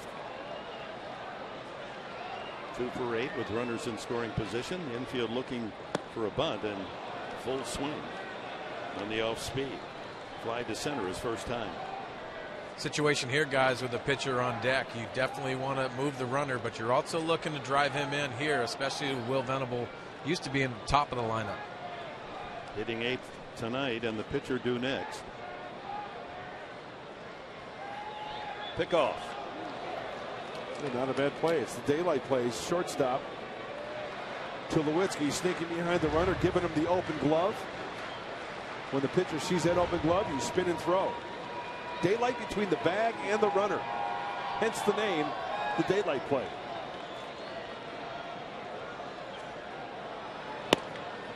Strike 2. Pinpoint pitch from John Garland. Hundley now with 10 hits on the season. 4 of those are doubles.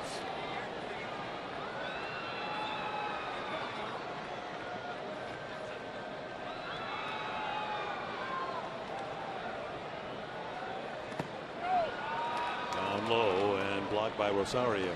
Mark Sweeney, I posed a question to Mr. Enberg earlier, and I wanted to ask you regarding the slow pace from John Garland. Now, if you're a hitter, I know you want to go through your routine, but when there's runners on base, did you ever think about maybe speeding it up a little bit and putting the pressure on maybe the umpire to have him speed it up? That being John Garland? Yeah, Mark, I think I tried to stay in my own rhythm with it. And the hard thing with that, you have John Garland, you understand he's going to work slowly, especially with the runners on, like you talked about. But you want to go at your pace. And just understand, too, you're going to have more time out of the box. Don't overthink things. Just get in and stay in your routine. Understand what your plan is. That's the most important thing. Yeah, that makes sense. That last pitch to Venable away, and he tried to pull it and barely nicked it foul to stay alive. 1-2 the count. Garland working toward 70 pitches on the night.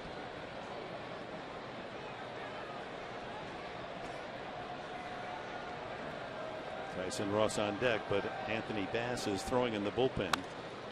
Out of play.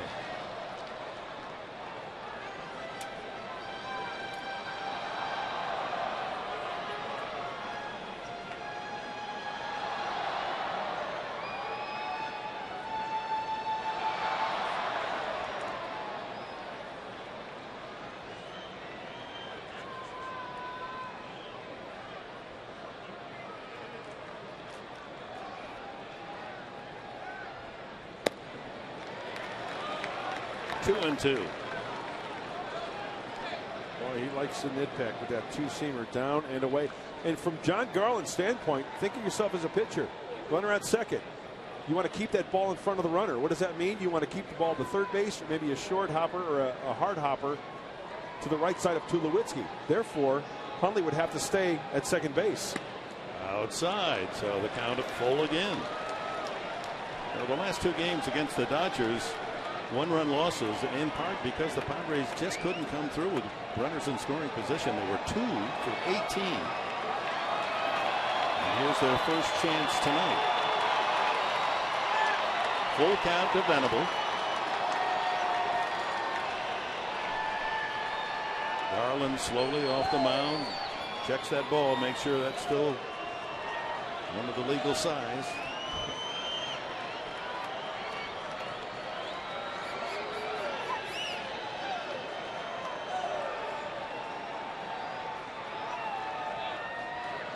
Ground ball under the glove of Helton. Here comes Hundley around third. The throw to the plate won't be in time. He scores. The Padres tie it. And back at first base, Venable caught as the throw came in behind Venable. And Bud Black doesn't agree with that at all. So Venable drives in the run to tie it at 3, and then the throw from right fielder Kadire into Helton skipped in as if it was going to be coming to the plate. Helton cut it off, and Venable must have wandered just a bit off the bag and gets tagged out. I'll be quite honest with you. I was really shocked that ball got by Todd Helton at first base. The Gold Glover down there hit to his right side. Take a look. It's a breaking ball. Speeds up the bat of Venable. Tops it. It's a 1-hopper. 1-2-hopper. Helton can't come up with it.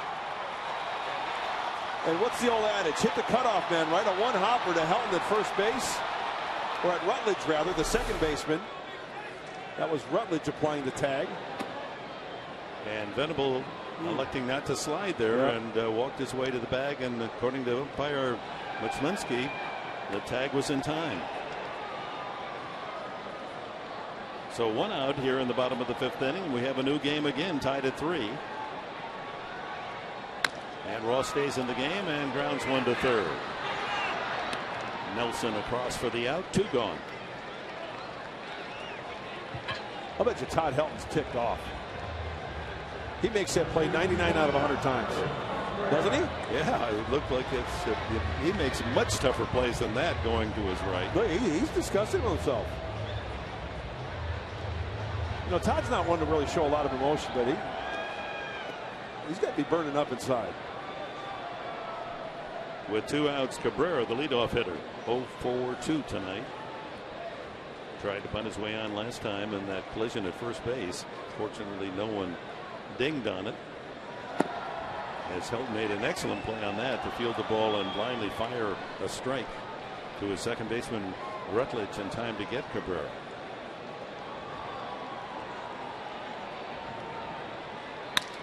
There's one they won't catch. A line single on one hop to center field.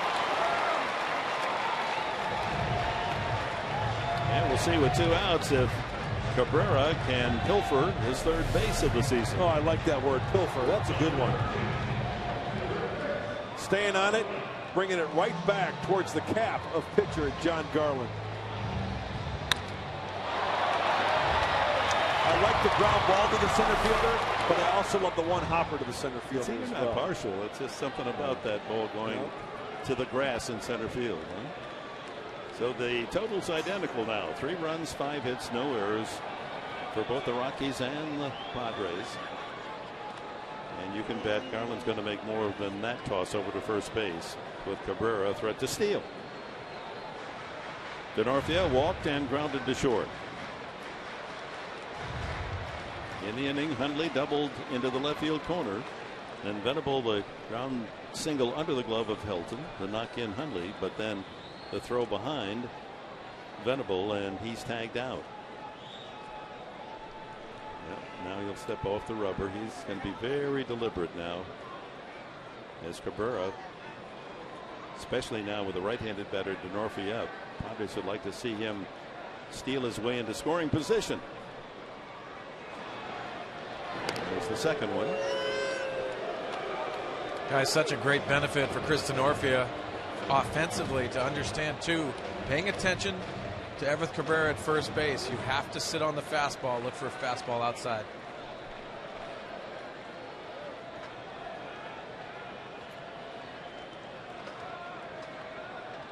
Fastball away and a strike.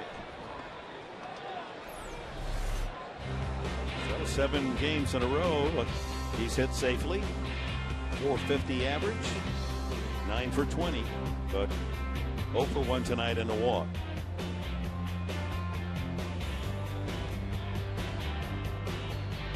Using the whole field as well. I mean, putting together great at bats. A ball and a strike.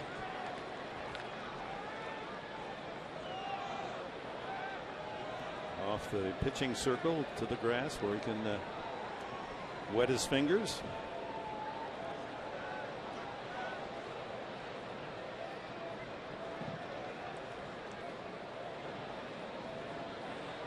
Human slow motion machine. Throw over to first. Rosario flicking his thumb right there. I'm betting you. There you go.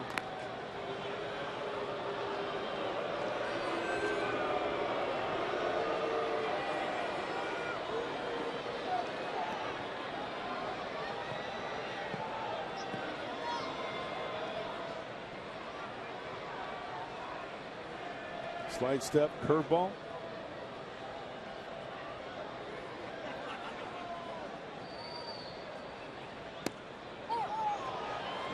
Denorfia takes, thought that might be inside. 1-2.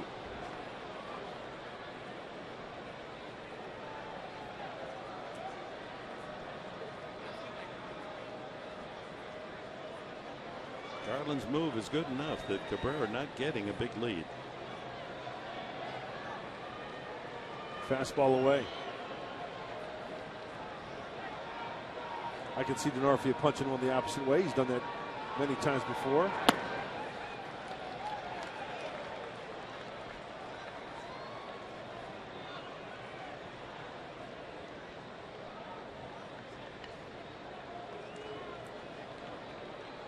High angle shot of Helton and the base runner Cabrera there at first base. Dave Roberts helping the runner with the lead. And 2-2 coming up. And a slide step curveball coming up. Cabrera going and will return as that one fouled back. Lower deck right.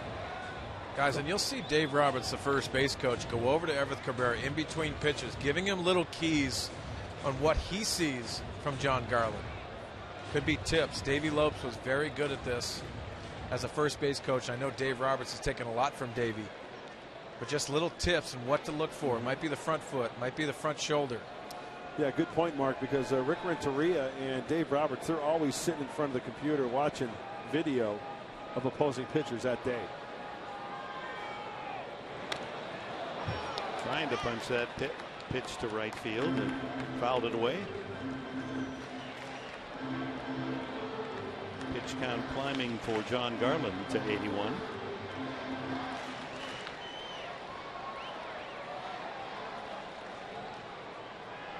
Pretty good in the third, only 8 pitches, first inning.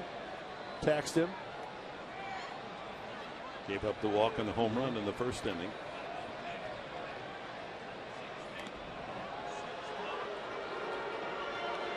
Is that 4 or 5 times he's thrown over there? It might be 5, but you know, after each pitch or each throw to first, I'm kind of watching the middle infielders.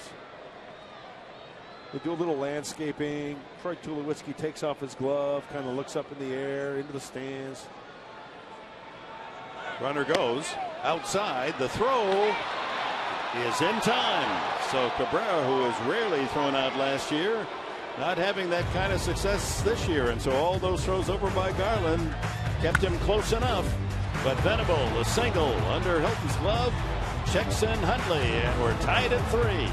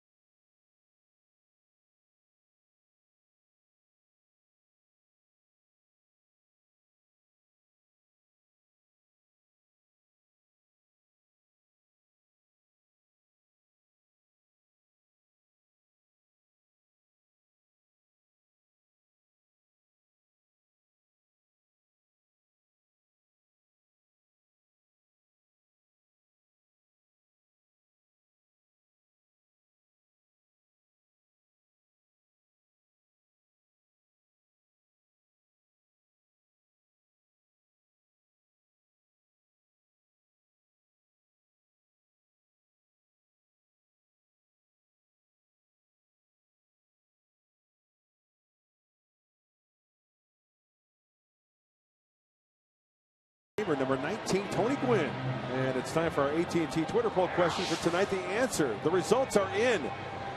Well, Mr. Enberg, Ricky Henderson, once a Padre, he leads at 73%. Lou Brock, 13, tied with Vince Coleman. And thank you, Mr. Raines, for voting for your side. Tim Raines, 1%. So thanks for taking part in the Twitter poll. Tyson Ross back even, so the Rockies get 2 in the first. The Padres answer with 2. High pop up by Tulowitzki on the infield. Guzman calling and makes the catch. Ooh, that's a home run. That's a home run in a phone booth. It sure is. Up the old elevator shaft. Yeah. Tyson Ross, if you're joining us late, big trouble the first inning. He walked the first 2 men. Fortunately, Hundley threw out Fowler trying to steal. Then Gonzalez, a high hopping double, a leg double. An infield hit for Tulowitzki scored a run. A bloop single, Kadair scored a run. Then Helton singled to load the bases with 1 out. And Ross, bearing down, struck out Rosario and Nelson to get out of it with limited damage, the 2 runs. Alonso answered with a 2-run homer in the bottom of the first. Fowler with a homer in the 5th inning to make it 3-2 Colorado. And the Padres come back a double by Hundley, and Venables single to tie it in the last of the 5th. As you look at Thatcher and Thayer, the T team out there in the bullpen. We got the double barrel working out there. Kadair, that looping single to center that Venable didn't get out of the blocks quite quickly enough and raced in and made the dive, but it was off his glove for an RBI back in the first. Struck out the last time. Something thrown onto the field out there in right center. Somebody's baseball. Hey, that's a foul on that kid right there.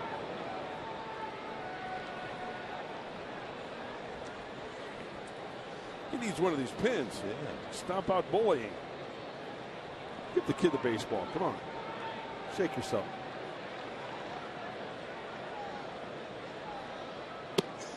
Ooh, good pitch. 92, the pitch count for Ross. Figures this will be his final inning, but if he gives the Padres 6 solid, which he's done so far, it would be a plus.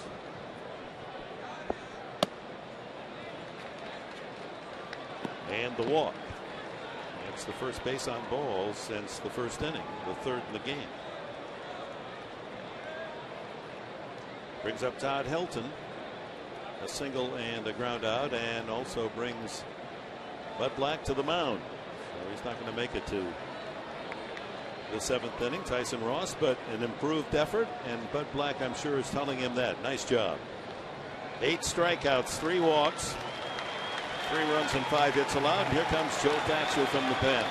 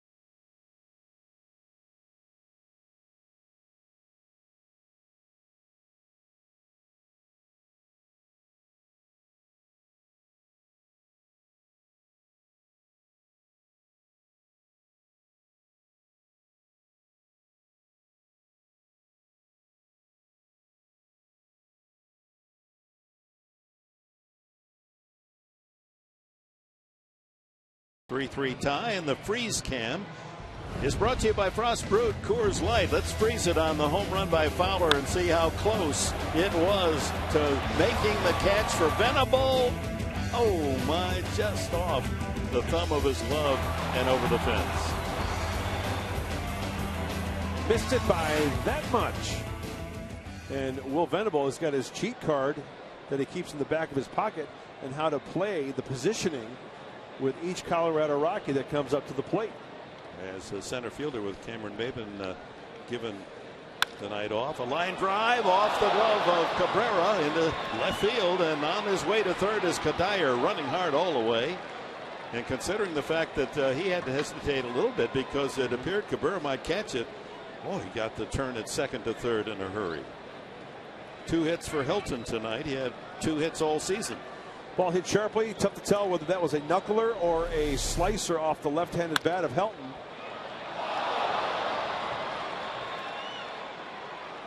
It looks like he drew leather on that too. You can see the ball change direction. So Thatcher in to pitch to the one batter, the left-handed hitting Hilton, but he gets a base hit. So out comes Kokomo Joe, and Dale Thayer is being called from the bullpen with now a runner at third and only 1 out for the Rockies.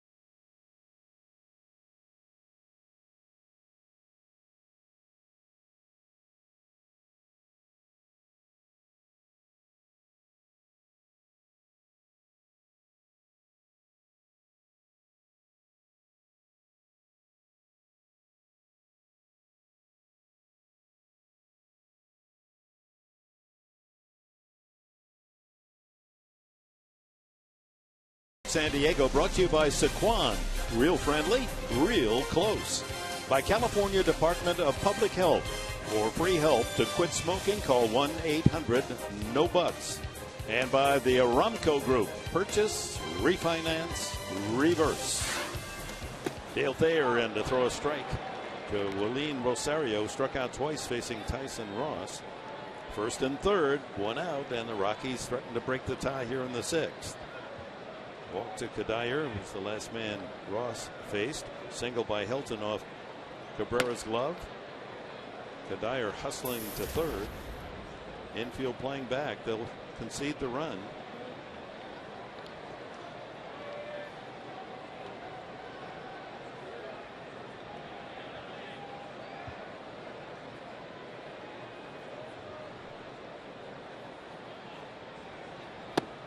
There's that breaking ball. Good tilt on that one to jump in front of Rosario. 1 and 2. Very nice slider from Dale Thayer. Remember, Rosario's one of those hitters to where if you throw it in the zone like a Juan Uribe, he can hurt you. It doesn't mean you can't throw him a slider. It was perfectly placed out of the zone when it reached home plate. That's on the corner, strike 3, and Rosario knew it. Big strikeout for Dale Thayer. How about the lumberjack, Dale Thayer, coming right at you. Fastball away, right on the outside corner. Rosario striking out all 3 times. Our Saquon Daycation stat of the game: strikeouts by bullpen in the major leagues this season. The Padres second, but that's a little misleading. How do you interpret that statistic? It means that the bullpen of the Padres has had more chances. They've been in more innings than a lot of other teams. So it's not necessarily a statistic of which to be proud. Tyson Ross did his job with a strikeout tonight. 8 in his 5 1/3. Fastball for a strike. Nelson has struck out and flied to right.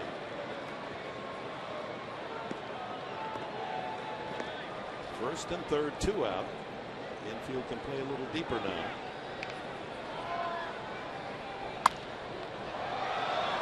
clip foul way upstairs. Tough fastball to square up Dale Thayer. Movement. Mid-90s at times. He just comes right after you. Don't forget, folks, game 2 tomorrow night, 5:30 game time, 5 o'clock here on Fox Sports San Diego. First 25,000 of you. Chase Headley, bobblehead down.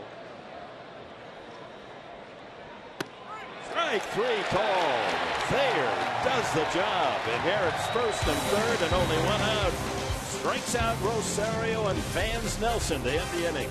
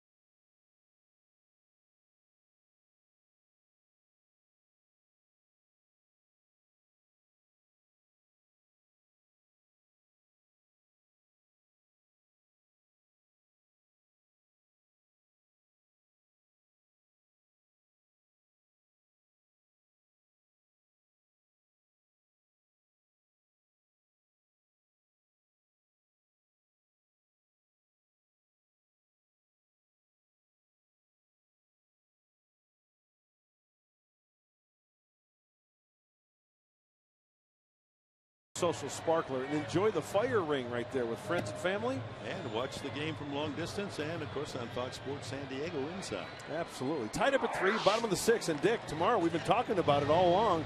Tomorrow, 5:40. Padres are going to host the Rockies with the first pitch. And the first 25,000 fans in attendance are going to take home one of these. A beautiful-looking Chase Headley bobblehead presented by Fox Sports San Diego. Don't wait. Get your tickets tonight. Or go on Padres.com. Call 619-795-5555, and we will see you tomorrow out at the ball yard. And obviously get out early so you get one of those bobblehead downs. First pitch is swung on, and Nelson, a good play, diving to his left to deny Denorfia. And Chase Headley, as we have chronicled earlier tonight, playing at Lake Elsinore. First action for Chase since March 17th. Fouled out, lined out, and doubled. So making good contact, and obviously the last 2 times up hit it right on the nose and then taken out for a pinch runner. He'll be here tomorrow night because pregame ceremonies, that's another reason to be here early. The Silver Slugger and the Gold Glove Award will be presented to Chase before the game. Yonder Alonso, the 2-run homer in the first, and he tapped out to third his last time. You know, one of the greatest, in my opinion, individual trophies out there is the Rawlings Gold Glove Award. That is a great. Isn't it a great looking? Garland fielding his position, took that one out of center field, and there's 2 away. I would love to go to the house of Jim Kitty Cat Cott and Greg Maddox. What, 16, 17, 18 Gold Gloves on the mantle? There's the Silver Slugger, and of course the bobblehead has the silver bat commemorating his 115 RBIs, 31 home runs. Padres will welcome that bat back in the lineup. Oh, what a great year.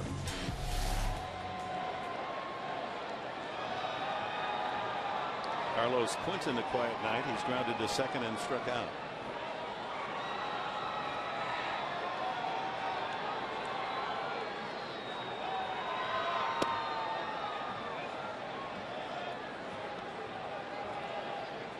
He's about due to tie into one, don't you think? Yes, he is.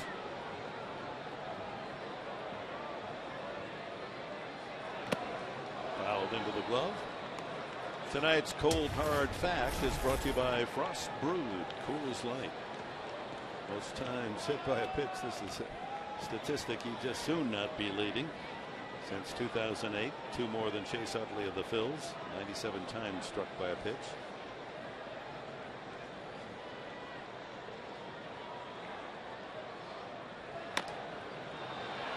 Garland with another chance. Solid 1-2-3 inning. Padres unable to get out of the infield, and we go to the 7th. Still tied at 3.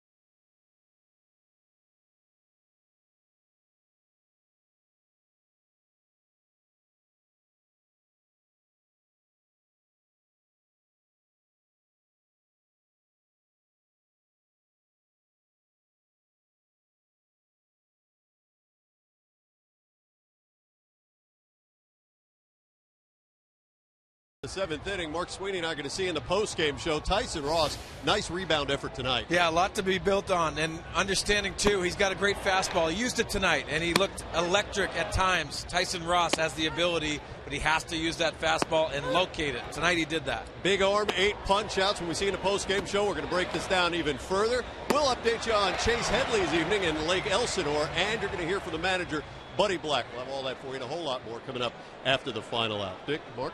All right, Mike and Mark, our post-game show, and it's always an outstanding effort. You don't miss a thing when you stay tuned right after the final out. This is Eric Young Jr. pinch hitting for John Garland to start the 7th inning for the Rockies. Garland 6 solid, allowed just 3 runs and 5 hits.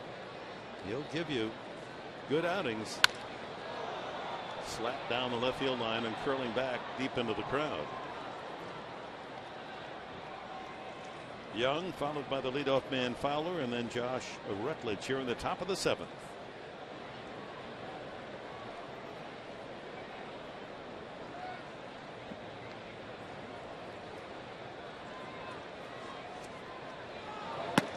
Swung out and missed, and that's 3 strikeouts in a row for Dale Thayer.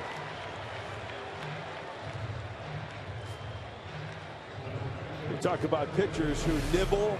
We talk about pitchers who are aggressive. Yeah, Dale Thayer, he falls under the aggressive category. A lot of movement out of that hand. Wasted no time. 3 men up facing Thayer, 3 men striking out. Fowler, a walk, a strikeout, and a home run over the center field fence, his 5th of the year, 3 of those against the Padres. Change up. Not a bad selection for the first pitch, who is a first pitch fastball swinger, that being Dexter Fowler. Now here comes the heater. Oh, a slider.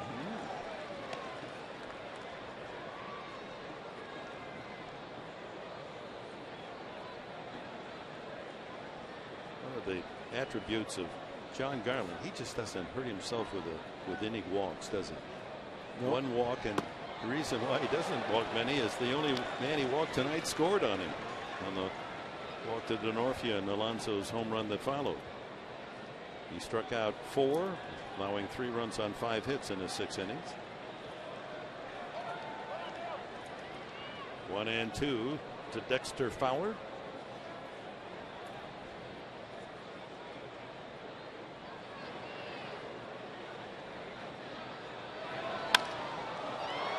Didn't get all of that one. Denorfia has room. 2 away. Got in just enough. He most certainly did. That's a good call, Dick. And it tied it up. Tied up those hands of Dexter Fowler. As a pitcher, you cannot be afraid to bury it on the inside part. Out of the hand of Thayer, it's a four-seamer. And you can see where that ball on contact is. It's more down towards the label than on the sweet spot. You have to trust your stuff. You have to also trust your stuff when you go inside to the left-handed hitters as a right-handed pitcher. Josh Rutledge has walked and scored. Fly twice to center field into right center both times.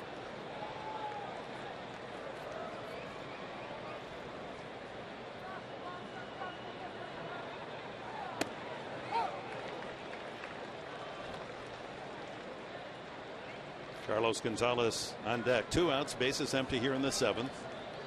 Knotted at 3.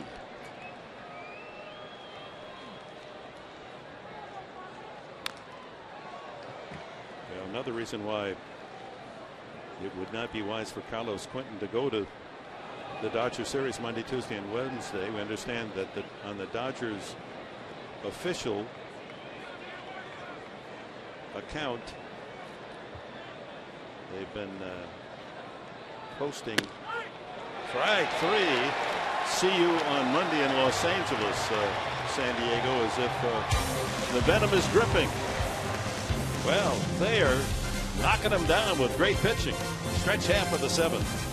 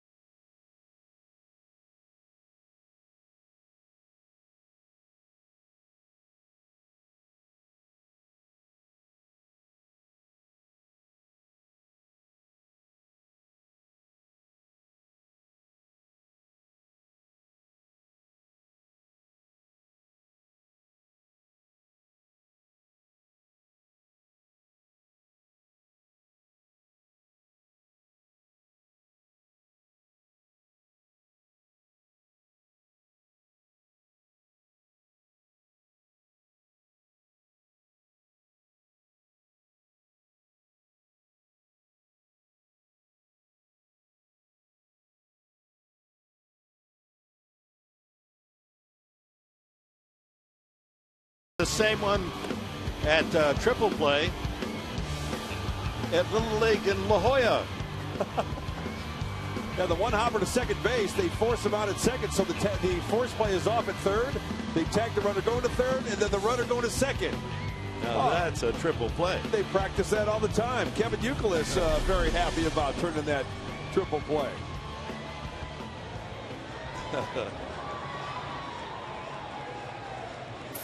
Wilton Lopez, the new pitcher, and his 4 games of this season has allowed 10 hits in 3 1/3 innings.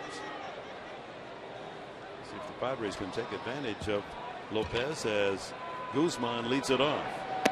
Squares and takes ball 1. He had third baseman Nelson way back at third. Well, Wilton Lopez, a 3-pitch pitcher, fastball change in the slider. You get up there at about 95, 96 on the fastball.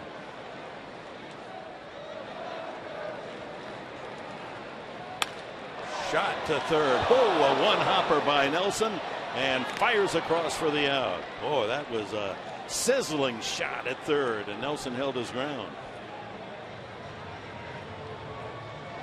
Well, tomorrow, Fox Saturday Baseball with 3 great matchups. Braves and Nationals in a showdown between NL East rivals. How about the World Series champion Giants in Chicago against the Cubs at Wrigley? Or the Rays and Red Sox? Fox Saturday Baseball presented by Chevrolet returns tomorrow at 12:30 Eastern. Get your baseball fix right here on Fox.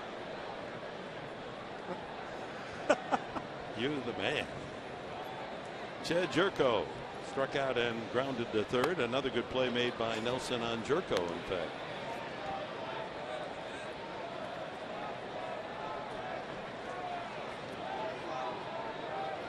(3-3) the score here in the 7th.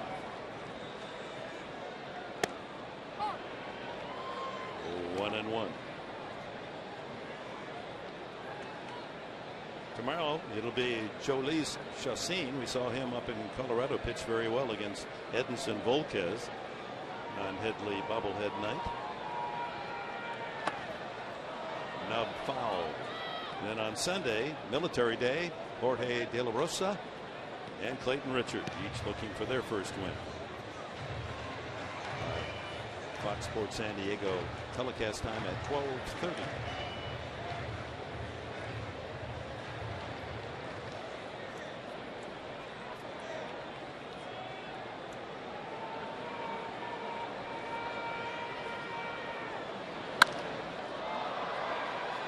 See, now that's the type of pitch where Jed Jerko can rifle to right field if he gets on top of it enough, not working underneath it, and possibly hit one out of the yard, the Petco porch. Let's take a look at Cool Hand Luke. Luke Gregerson heating up. Luke absorbed the loss last night, giving up the home run to Juan Uribe, pinch hitter, after winning the opener on 1 pitch. And Rex Brothers, the lefty warming up for Colorado. Just a little low. 2-2. Jerko with Hundley on deck.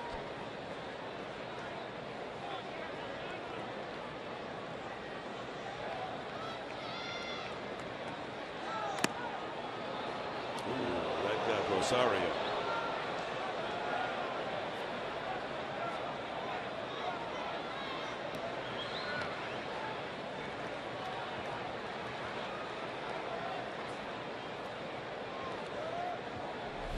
Gets him in the shin guard.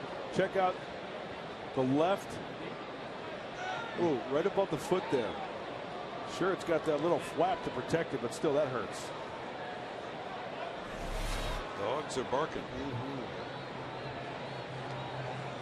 So the Padres complete this 6-game homestand tomorrow and Sunday against Colorado. Then Monday night, Tuesday night, Wednesday night in Los Angeles, off day Thursday for travel, and then the 3 in San Francisco next weekend.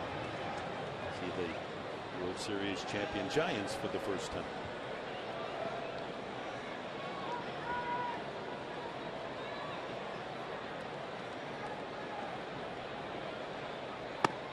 Low.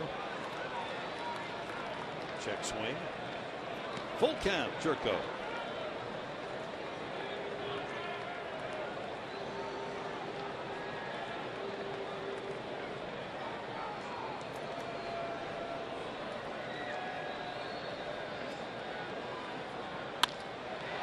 There's some good hitting.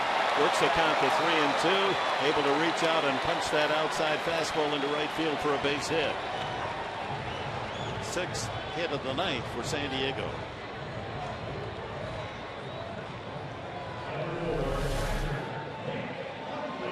Four-seamer away. As I mentioned earlier, it's not the prettiest swing, but it's elevated enough. Throw that bat head out. Exactly. There's plenty of hits out to right field as there are pulling the baseball to left field. So Hundley comes up. He's flied out and doubled and scored. Scored on Venable's single in the 5th inning to tie the game after Fowler had given Colorado a short-lived lead with his home run.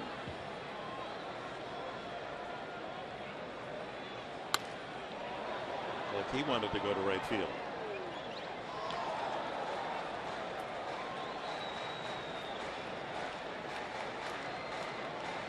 Headley explaining again his success here.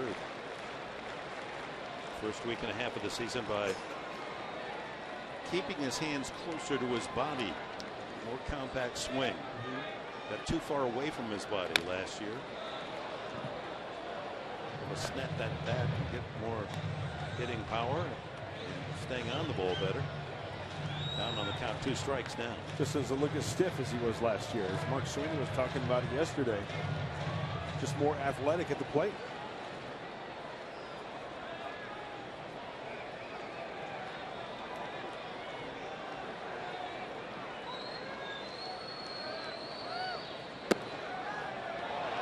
Throws it away, but not far enough. And a good throw would have gotten Jerko. He was wandering a good distance from the bag, and Rosario making that strong throw. Had it been to the bag, he would have been gone. Yeah, timing play where Helton goes back to the bag. He got the front door open. Rosario, look at him switch the feet, spin on his feet, so he can point that front shoulder towards first base and fire down to the first base bag. Helton doing a good job keeping that from going all the way into right field.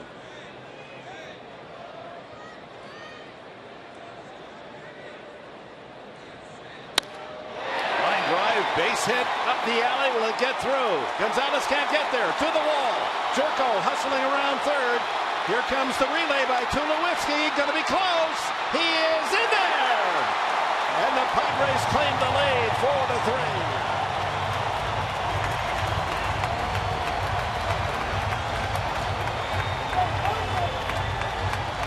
Another double from Nick Hundley. And the Padres take the lead, hustling Jerko, and what a relay. Gonzalez threw a strike to Tulowitzki, and Tulowitzki a bullet to the plate, and Jerko just did scramble in under the tag. Well, Nick Hundley went down and got a changeup. What a pretty swing, and now the race is on. How about the Rockies? They did everything correctly. A short hop by Tulowitzki, firing a strike to Rosario. Jed Jerko got to get going. Slides towards the outside part of the plate. And Dan Iasonia was all over. That was a close play. I mean, looking at that play from here, it looked like that Jed Jerko was out. I thought so too. Yeah, let's take a look. Short hop. Oh, very close. Left hand on the base as he tagged him on the right elbow. Yep.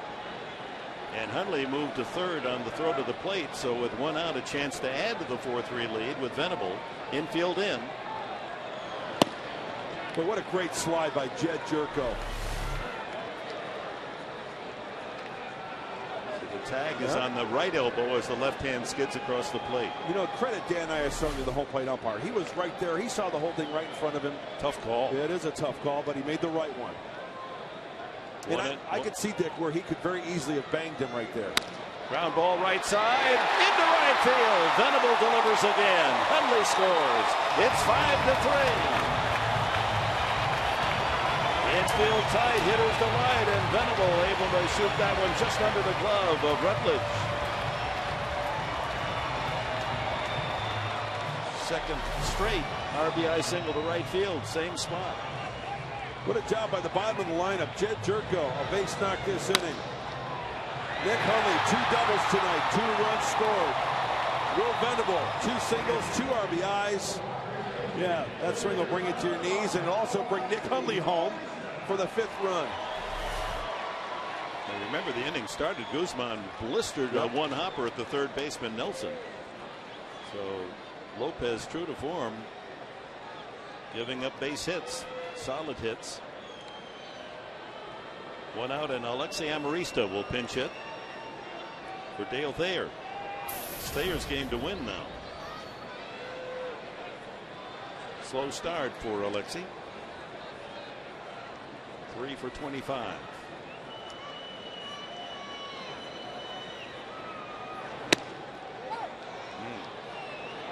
Inside corner, says Iasonia. Guzman with a hot 1-hopper to third, thrown out by Nelson. Then Jerko with a single to right. Hundley doubled up the alley in left center to knock in the tie-breaking run, and Venable adds on with a single to right to get Hundley home.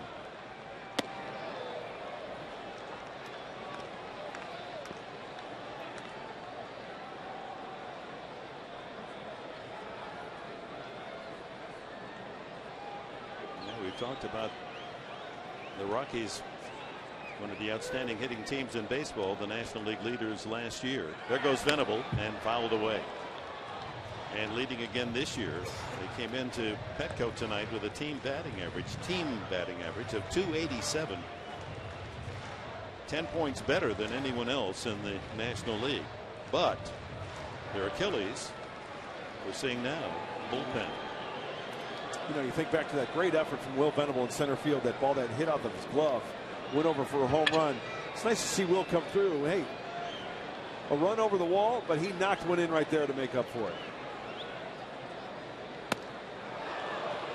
Amarista down on strikes. 2 away. First strikeout for Lopez, and we go to the top of the order, and Cabrera singled his last time. A single sharply to center field. A liner.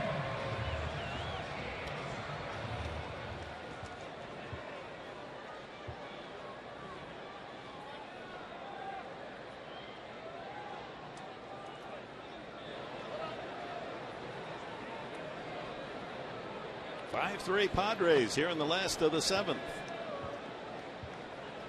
It's set up now for Gregerson to pitch the 8th and Houston Street the 9th. High ball 1. See Lopez visibly upset with has gone on here in this inning. A tendency to overthrow a little bit too, and your pitches will flatten out. And that could be an advantage to the Padre hitters. That's a strike.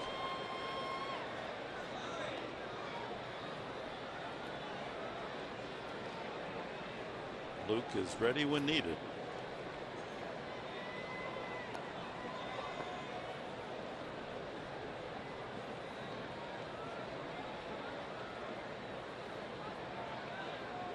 Venable, a good lead.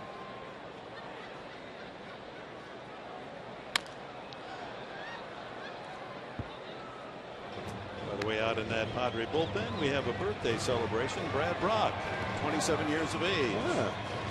Happy birthday to the right-hander. Absolutely. Nice for his team to get a win. Man from Montclair, New Jersey. Birthday cake bubblegum flavor.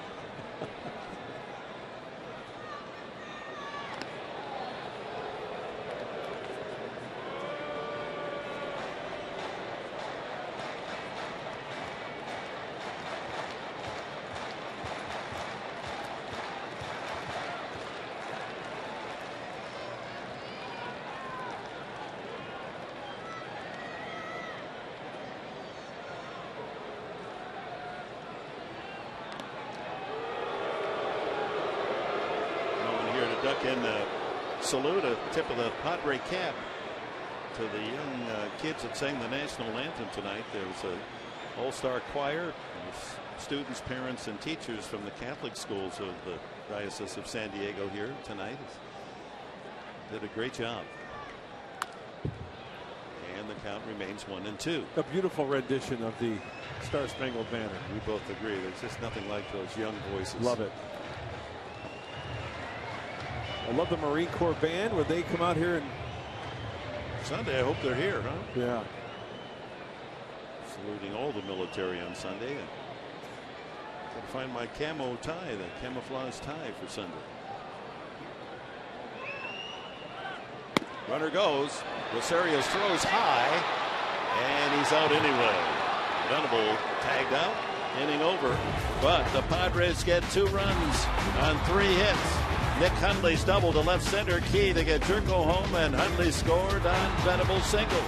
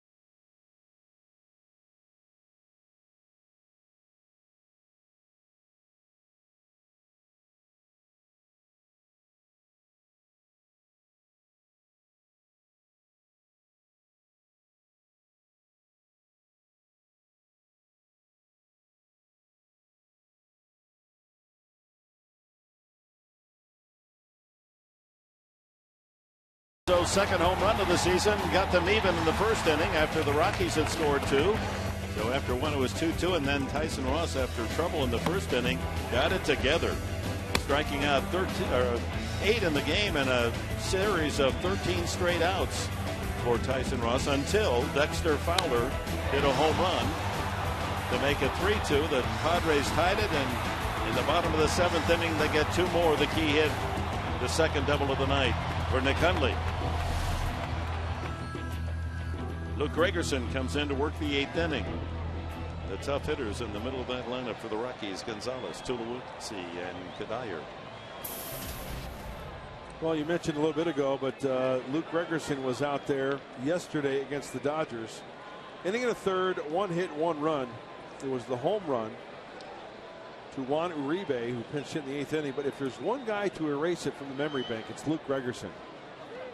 That's what makes him so good. You just forget about the past. You see the opponent's batting average at .077.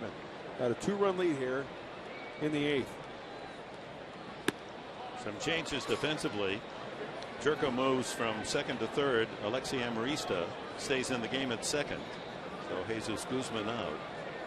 And Gregerson placed in Guzman's spot in the batting order, the 5th position. 2-0 to Carlos Gonzalez. Hit a high hopping ball over the first baseman Alonso's head in the first inning and legged it out for a double. And he's flied to left and struck out.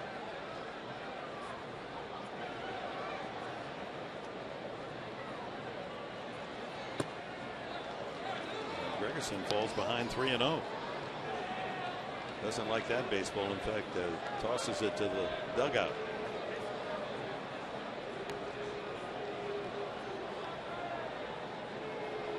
That second run in the 7th inning, a big one, giving Gregerson some pad at 5-3.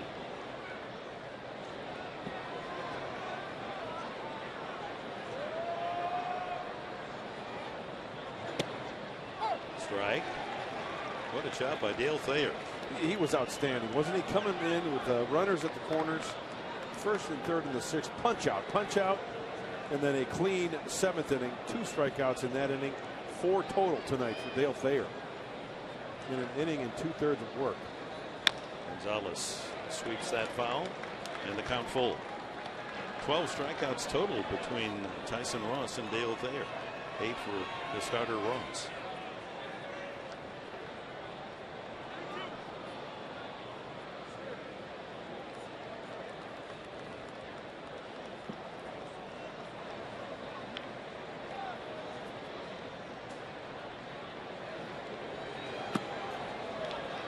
Slider hangs outside. The leadoff walk. Beware. Tulowitzki steps up. Swinging bunt single in the first inning that knocked in a run. He struck out and walked.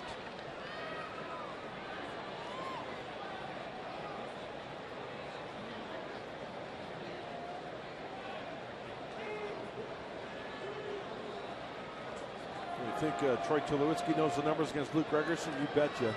1 for 10. You just saw it. And recently, especially yesterday's outing by Luke, remember we saw more fastballs from Luke. Pretty good chance starting off with a slider, though, right here to Tulowitzki. Line down the line and foul. Oh, got to be careful there. Got all of that one, didn't he? Yes, he did. It was the hanging slider to Uribe for the home run the other night. That one was a hanger as well.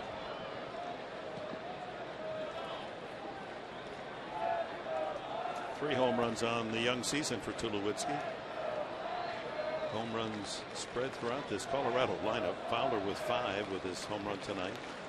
Gonzalez with 3. Tulowitzki with 3. Kadire with 2. Rosario with 3.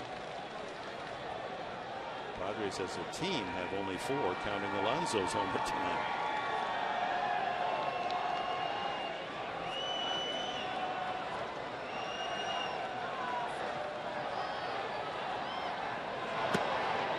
In there, right in the heart of the plate.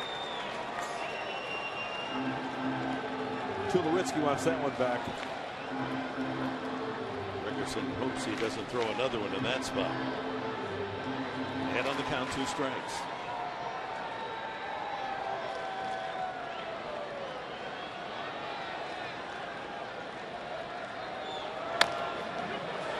Deep to short. The second base for 1. Back to first. Not in time. Ball not hit hard enough. Tulo safe on the fielder's choice as Gonzalez is a race 6-4. Hey, this year, Fox Sports supports and is proud to partner with Stomp Out Bullying, the leading national anti-bullying organization for kids and teens in the U.S.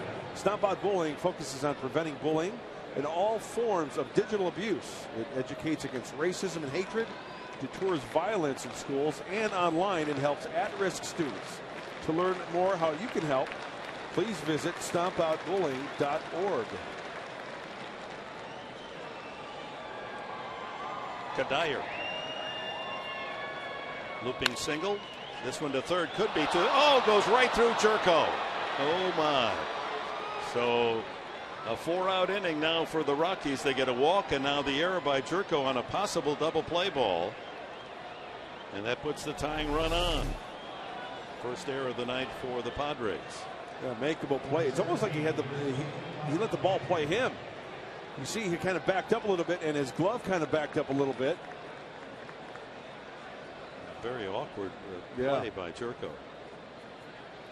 Yeah, he did give ground.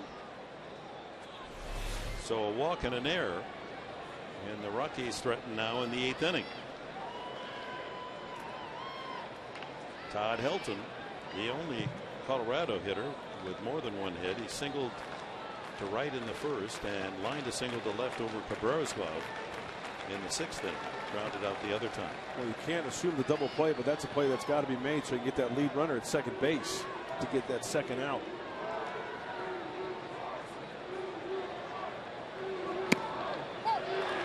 Starts in with a fastball.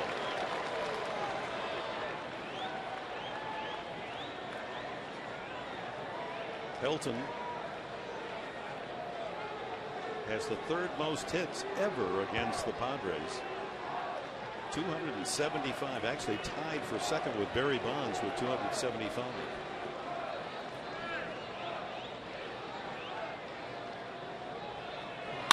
That ball hit hard to right field. DeNorfia has to play off the wall. 1 run is scored. Here comes the relay, and they will hold Kadire at third. It's 5-4. Helton's 3rd hit of the night, a ringing double to right. Rockies benefiting from a walk and an error, and Helton all over this pitch. Elevated outer half. You know, the bat speed isn't what it was from the years past from Todd Helton, but always gives you a good at bat. Hit that one on the sweet spot. Luke Gregerson's got some work to do. Runners at second and third. Tying run with 1 out at third, and the go-ahead score. Helton stands at second. 276 hits now against the Padres in his career. Rosario has struck out all 3 times. Ooh, that slider drops right into the middle of the plate.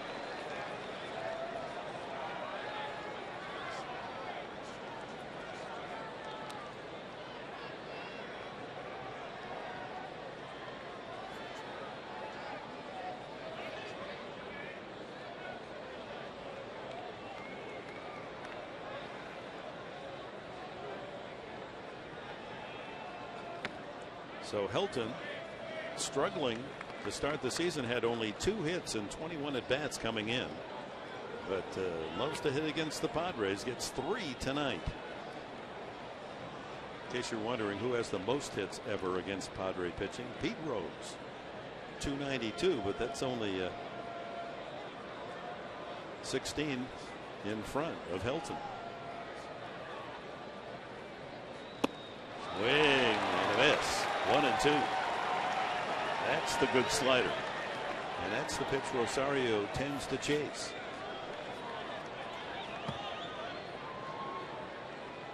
Infield back.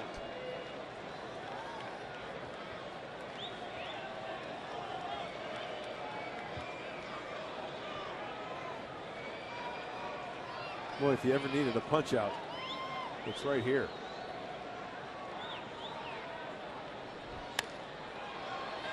to first. Throw to the plate, not in time. The out made it first, and the game is tied at 5. So the extra out pays off for the Rockies. That should have been the final out of the inning. Instead, it continues with Hilton moving over to third. RBI for Rosario, his 7th of the season. And with the 8 of only 1 hit, the Rockies have scored 2. And that's why you would have loved to seen the strikeout from Luke Gregerson. So a good battle with Rosario, just cueing that slider, and then trying to on the run. Alonso forcing get the play at first with the foot on the bag, and then just too late to home plate to get the tying run. Too much to do there. He had to take the extra step. Yeah. And that's the smart thing, to get the out first. But Hilton now, the tie-breaking run with 2 outs, stands at third for Chris Nelson. He struck out twice and flied out. Leadoff walk, a no-no, and of course the error aiding the cause for the Rockies here in the 8th inning.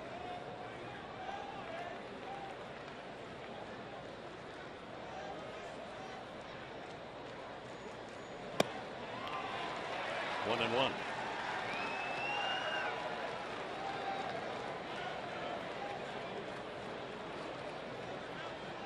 One run earned, 1 unearned. Any subsequent runs would be unearned.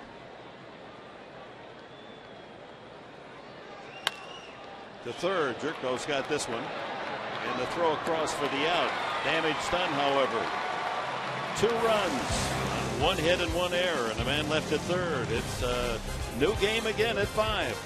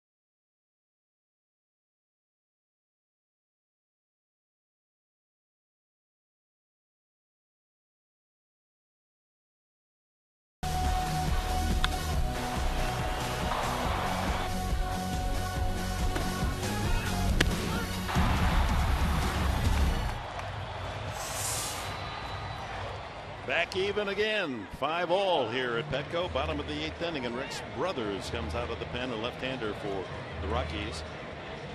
It'll be Cabrera, Denofia, and Alonso for the Padres. Will Venable thrown out with Cabrera up in the last inning trying to steal. First time that he's been thrown out stealing since middle of last year, 18 in a row. That string ends. There are the numbers for Brothers as he makes his 6th appearance of the new season.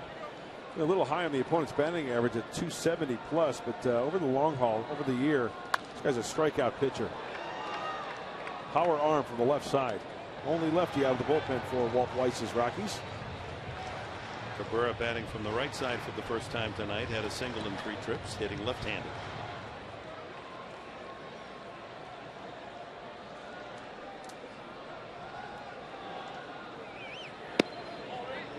Played his college ball in Nashville at Lipscomb private university.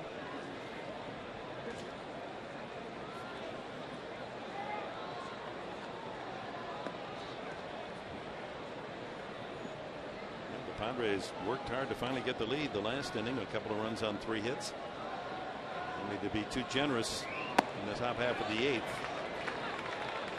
A walk and an error. And Hilton's timely double, tying it up. 1 run earned, 1 unearned.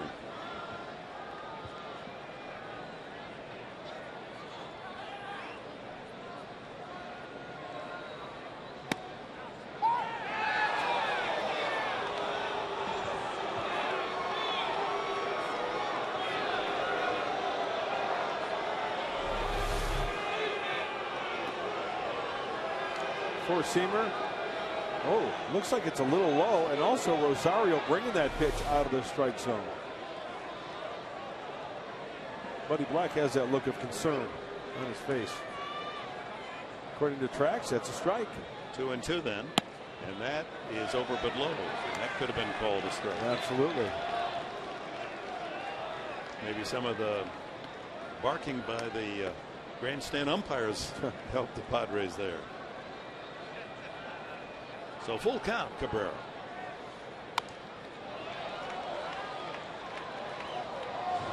That one ricocheting through several hands, middle deck, and then down below.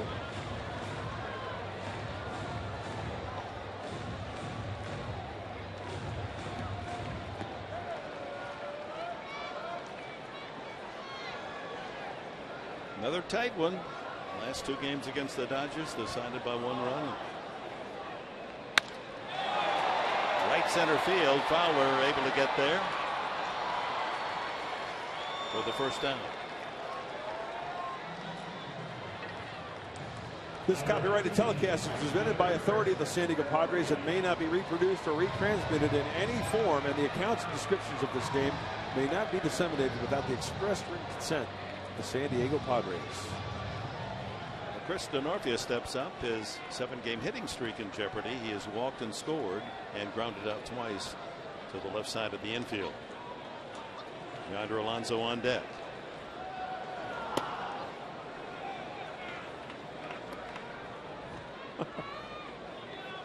You can't beat fun at the old ball yard, huh?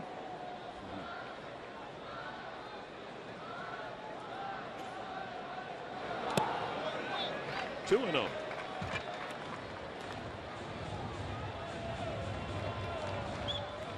Three for 5 against Brothers.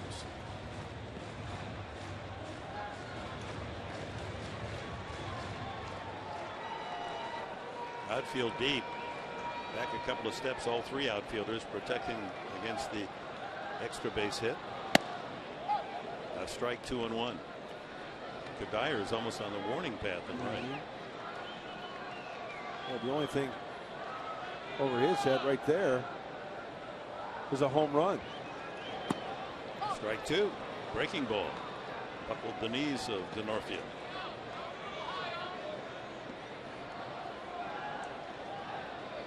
President Tom Garfinkel with the new San Diego Chargers coach, and Denorfia keeps that string alive with a line single to right field. Now everyone in the lineup for the Padres with a base hit of the position players except Carlos Quinn. Chris Denorfia knows his limitations. He knows that Rex Brothers throws a fastball about 93, 95. He had that front foot down. He kept his hands back and rifling it to right field for the single. It's time to get the rally shillelaghs out, break this tie. Got the heart of the order coming up. Alonso, a 2-run homer in the first, and he's grounded out the last 2 times, with blocked by Rosario.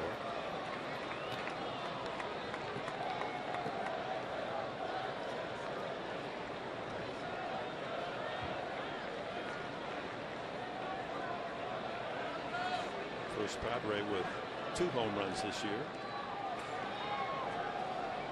Hit 9 last season.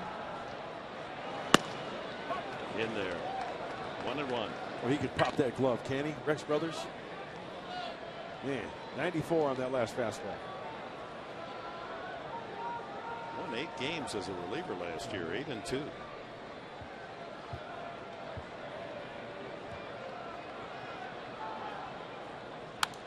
struck out 83 hitters in just 67 innings.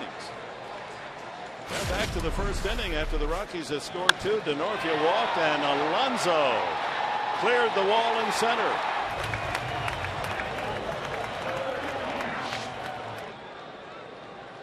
Tie it at 2. Now 1 ball, 2 strikes on him.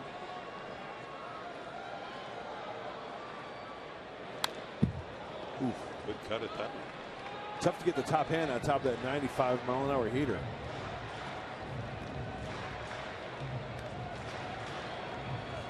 Brothers, since he came up for good 2 years ago, has averaged almost 12 strikeouts per 9 innings.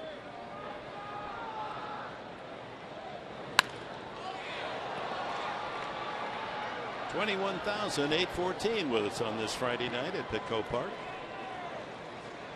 Big crowd expected tomorrow night as we celebrate Chase Utley's Silver Slugger and Gold Glove with a bobblehead night.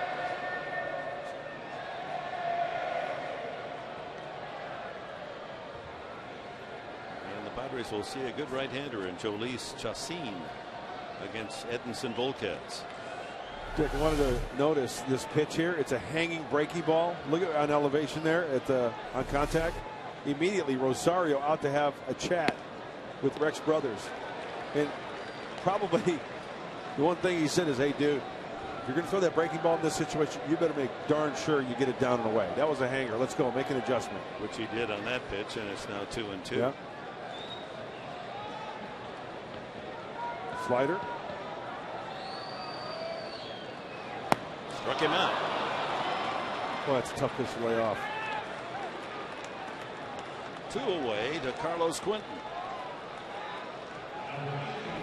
If you throw 93 to 95 and it's a straight fastball and Brothers tries to pound it down and away, out of the hand, it looks like it's going to be a fastball down and away for a strike. Alonso way over the top. Yeah, so tough to lay off. Quinton has struck out and grounded out twice, so for 3 tonight.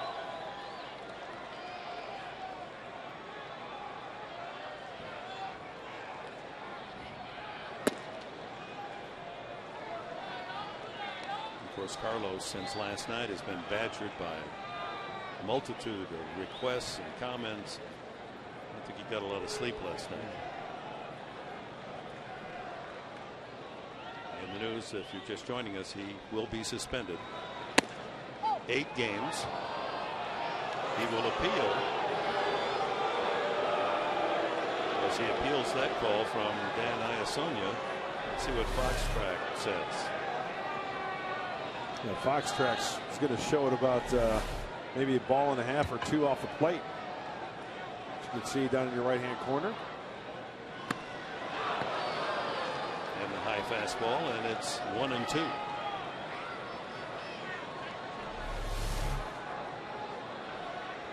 It's a breaking ball. Good call. Tied him up, though. Yep. Fastball in. Quinton can turn out a fastball. Not that time. Blew it by him. Single by Denorfia with 1 out, but the Padres can't do anything with it. We go to the 9th, still tied.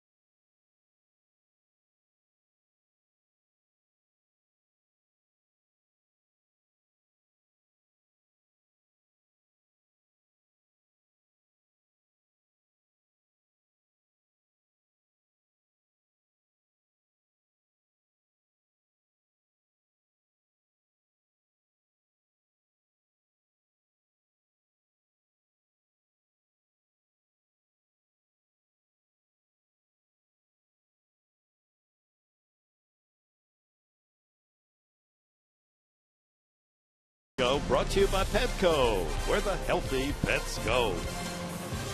Petco Park. San Diego, 9th inning. Rockies. Padres are tied at 3. And the new pitcher for San Diego is Houston Street, former Colorado Rocky, making just his 3rd appearance of the season. And a double switch. Mark Kotsay goes in for Carlos Quinton in left field, and Kotsay then will be the leadoff hitter in the bottom of the 9th inning. So with the save out the window, as you go to the top of the 9th, Houston Street gets an inning of work trying to hold the Rockies. So the Padres could possibly win in walk-off style in the bottom of the 9th.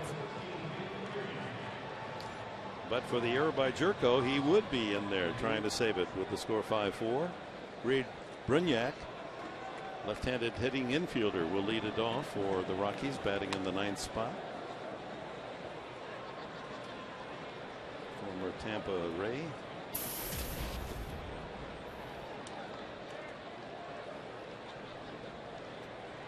And then the top of the order, Fowler and Rutledge. Before the big guys, Gonzalez, Tulowitzki, and Kadire come up.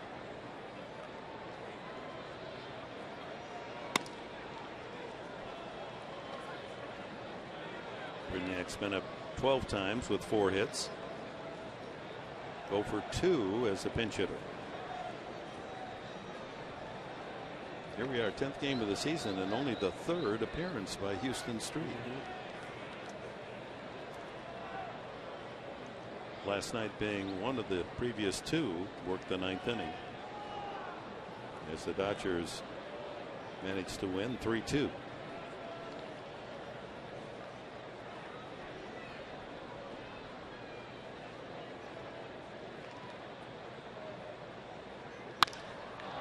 That ball hit hard and high to deep left center field.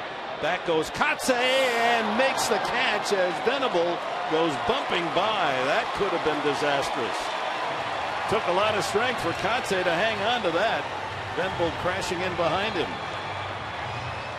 Boy, there's the night air of San Diego. That ball was hit hard.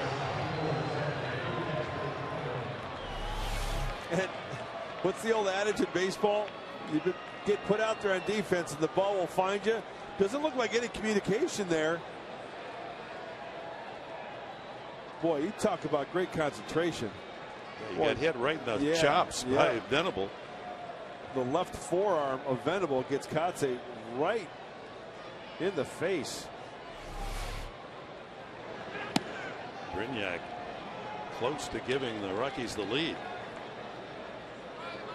Fowler, a home run back in the 5th inning of starter Tyson Ross. Made it 3-2 at the time, but the Padres tied in the bottom half of the 5th. The grizzled veteran. I was going to say, the old man getting it right in the kisser. Says, I can't look good with my hat going askew like that, bumping into me. Come on. I don't want to see that photo in the paper tomorrow. Did you see what Mark was just doing there? He was almost indicating to Will Venable, saying, hey, talking, I couldn't hear you. And he pointed to his ear. Wait a minute, that's not going to be a good photo op. 1-1 the count. Bottom line, he made the catch. Will they catch this one? Fowler has tagged another one deep, and that one is well gone above the jack deck. 2nd home run tonight for Fowler. 6 on the season, 4 against the Padres in 4 games. Oh my. 6-5 Colorado. Here's a leadoff man with 6 home runs. Padres' entire team has 4. Looked like a 1-1 changeup. Left up in the zone. Well, the foot out in front. Kept his hands back nicely. Oh, that was a rocket to right center. Well beyond the fences that have been drawn in this year. So the Padres with a 5-3 lead. The Rockies score 2 in the 8th and come back with a home run here in the 9th to take the lead.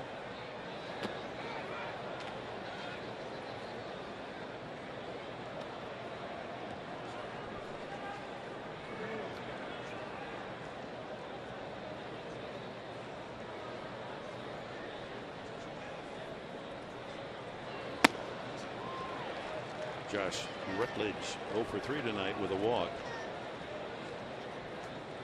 So the newfound power of Dexter Fowler. Goodness.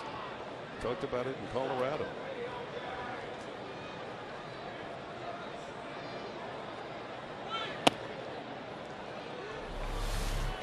Well, here's the pitch. It's a circle changeup. You can see it coming out. The two middle fingers and his index finger is on the side of the ball, kind of turning it over a little bit. That's the circle change from Houston Street. Left it up. And there's another shot to left field. The park may not hold this. Another home run. Josh Rutledge homers. Teeing off on Houston Street. Reed Brignac, a near home run. The catch by Mark Kotze on the warning track, and now Fowler and Rutledge back-to-back home runs. Rutledge's first of the season, and it's 7-5 Rockies. That's a laser to left. Another ball left out over the heart of the plate. It looked like a slider or a cutter from Houston Street. They're just having difficulty with that release point. And Houston would be one of the first to tell you he's all about pinpoint control. Here's Gonzalez. He has a double and a walk tonight. 1 for 3, scored a run. So the Rockies tied for the National League lead with 15 home runs with the Dodgers and Atlanta at the start. Have added 3 more tonight. Fowler with 2 of them, and Rutledge with a solo, his first of the season. Not at Coors, but they're hitting them out of here as if we were.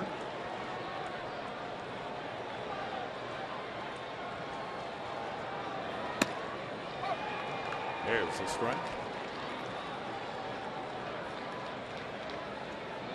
Well, that was one of the things we talked about in our open, is trying to contain the bats, the power of the Colorado Rockies. Young Rutledge with a big smile.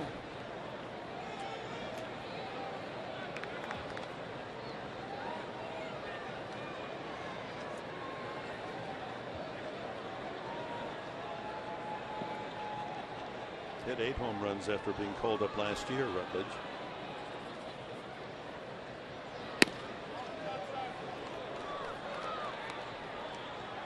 Well, there he is, Rafael Betancourt, the closer for the Rockies.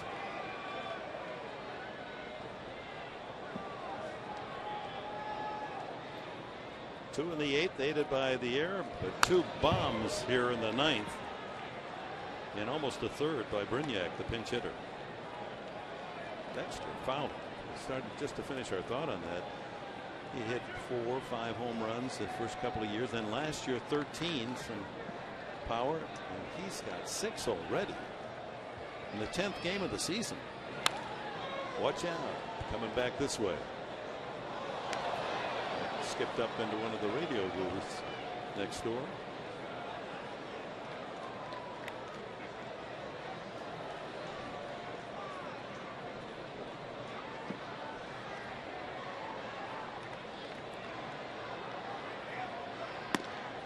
And a walk to Gonzalez.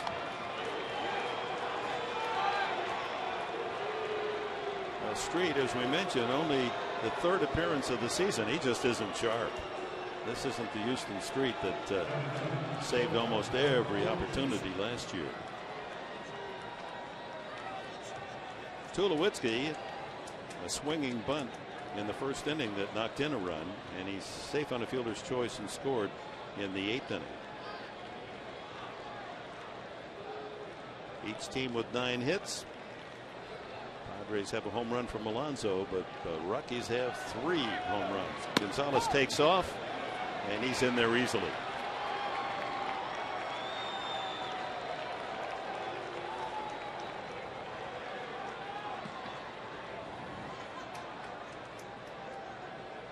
As we mentioned, they were tied with Atlanta and Los Angeles. The Dodgers coming in. Atlanta a couple of home runs tonight, but Colorado with 3 to take the National League lead. First stolen base of the season for Gonzalez. Old Weiss's team going to score lots of runs this year. It's a good lineup. Street trying to hold them at a 2-run lead and hope that the Padres can come up with something in the home half of the ninth. Kotsay, Jerko, and Hundley scheduled.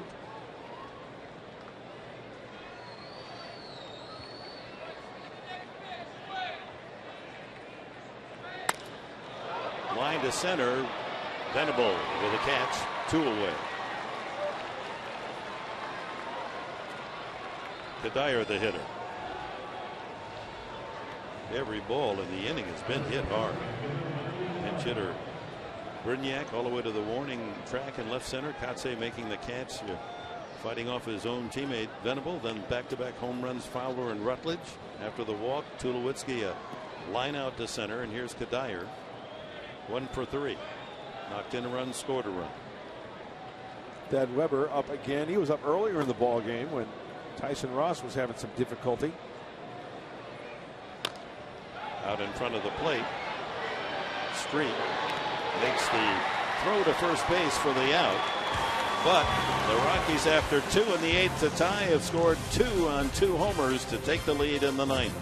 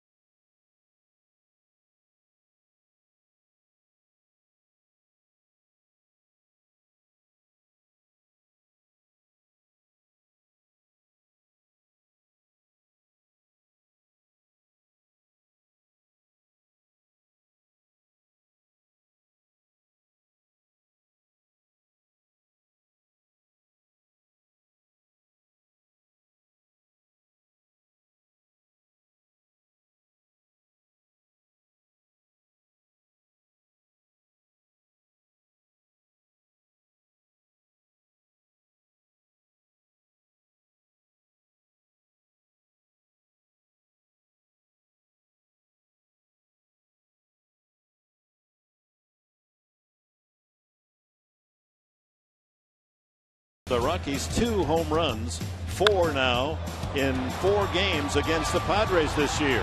There's the first one over the center field fence, and this one was hit even deeper to deep right center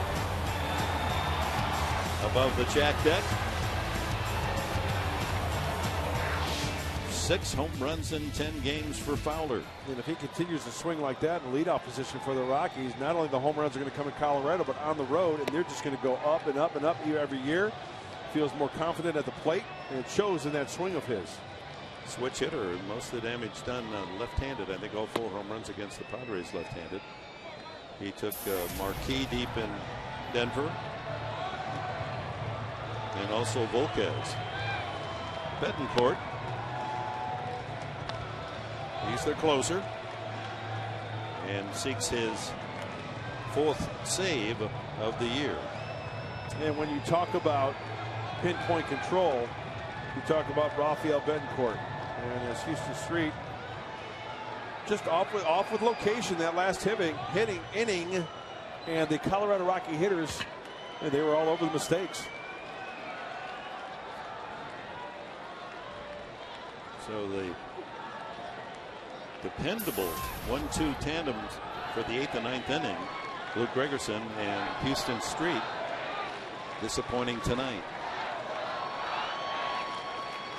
Pretty basic, Dick, from Betancourt. Fastball, curveball, changeup. Kotsay starts it off and takes a strike.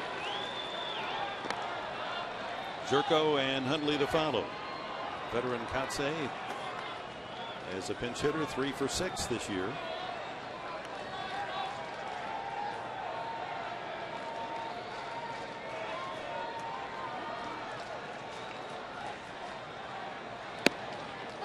Another pitch, same spot. That's what you're talking about. Yep. 90 miles an hour, but right where he wanted to throw it. At the knees.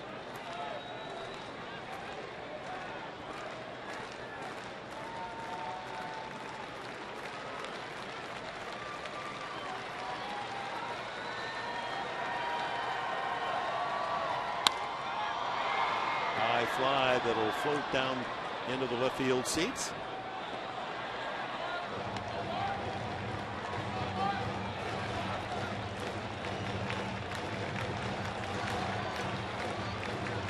But Black, in terms of pinch hitters, limited because Cody Ransom released today to make room for Thad Weber, the pitcher. So he has one less bench player. And he'll have another less player when Quentin starts his suspension.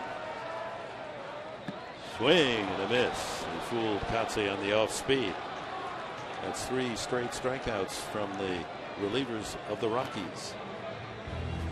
And as a reminder, join your Padres this Sunday, April 14th, as they honor the men and women who served in the United States Armed Forces with Military Opening Day, presented by Northrop Grumman. Enjoy a special pregame ceremony before the Padres take on these Rockies. First pitch is at 1:10, so get your tickets tonight or tomorrow at Padres.com or get on the horn. Call 619-795-5555. Honor the men and women who serve our great country. Here's Jerko, 1 for 3. Just to be accurate, Cody Ransom not released but reassigned. And in essence, he is a free agent and is available to anyone that would like to pick up his contract.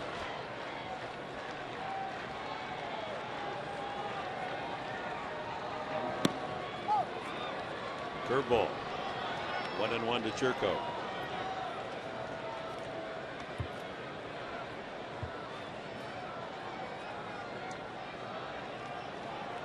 The Rockin' Rocks from Colorado.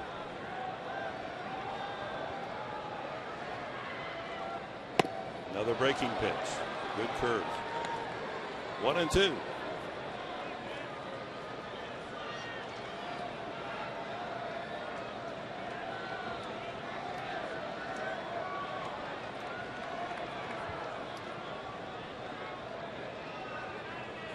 Curveball.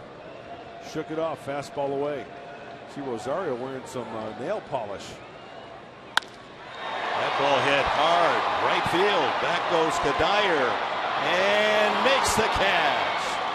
They just didn't move those fences far enough into the field as Jerko flirts with a home run, but Kadire enough room to make the catch. Oh, he hit it well. Just got under it just a little bit too much. It sounded good off the bat. Kadire feeling for the wall, had plenty of room. And a little give on that auxiliary scoreboard helps as well. It's got that middle lattice screen there that does give. We went out there to test that out. Protecting the outfielders against crashing into the solid scoreboard behind it. A couple of feet pad there between the screen and the scoreboard. Hundley pops it up. Right field. Kadire comes in. When it lands in his glove, the Rockies have beaten the Padres again, coming from behind. 2 in the 8th to tie, 2 in the 9th to win it, 7-5. Mike Pomerantz, what's coming up on Padres Live? Well, we're going to take a look at Tyson Ross's night. Not to be lost in all this, you're going to hear from Buddy Black. And our big news tonight, an update on Chase Headley, including video of him in Lake Elsinore.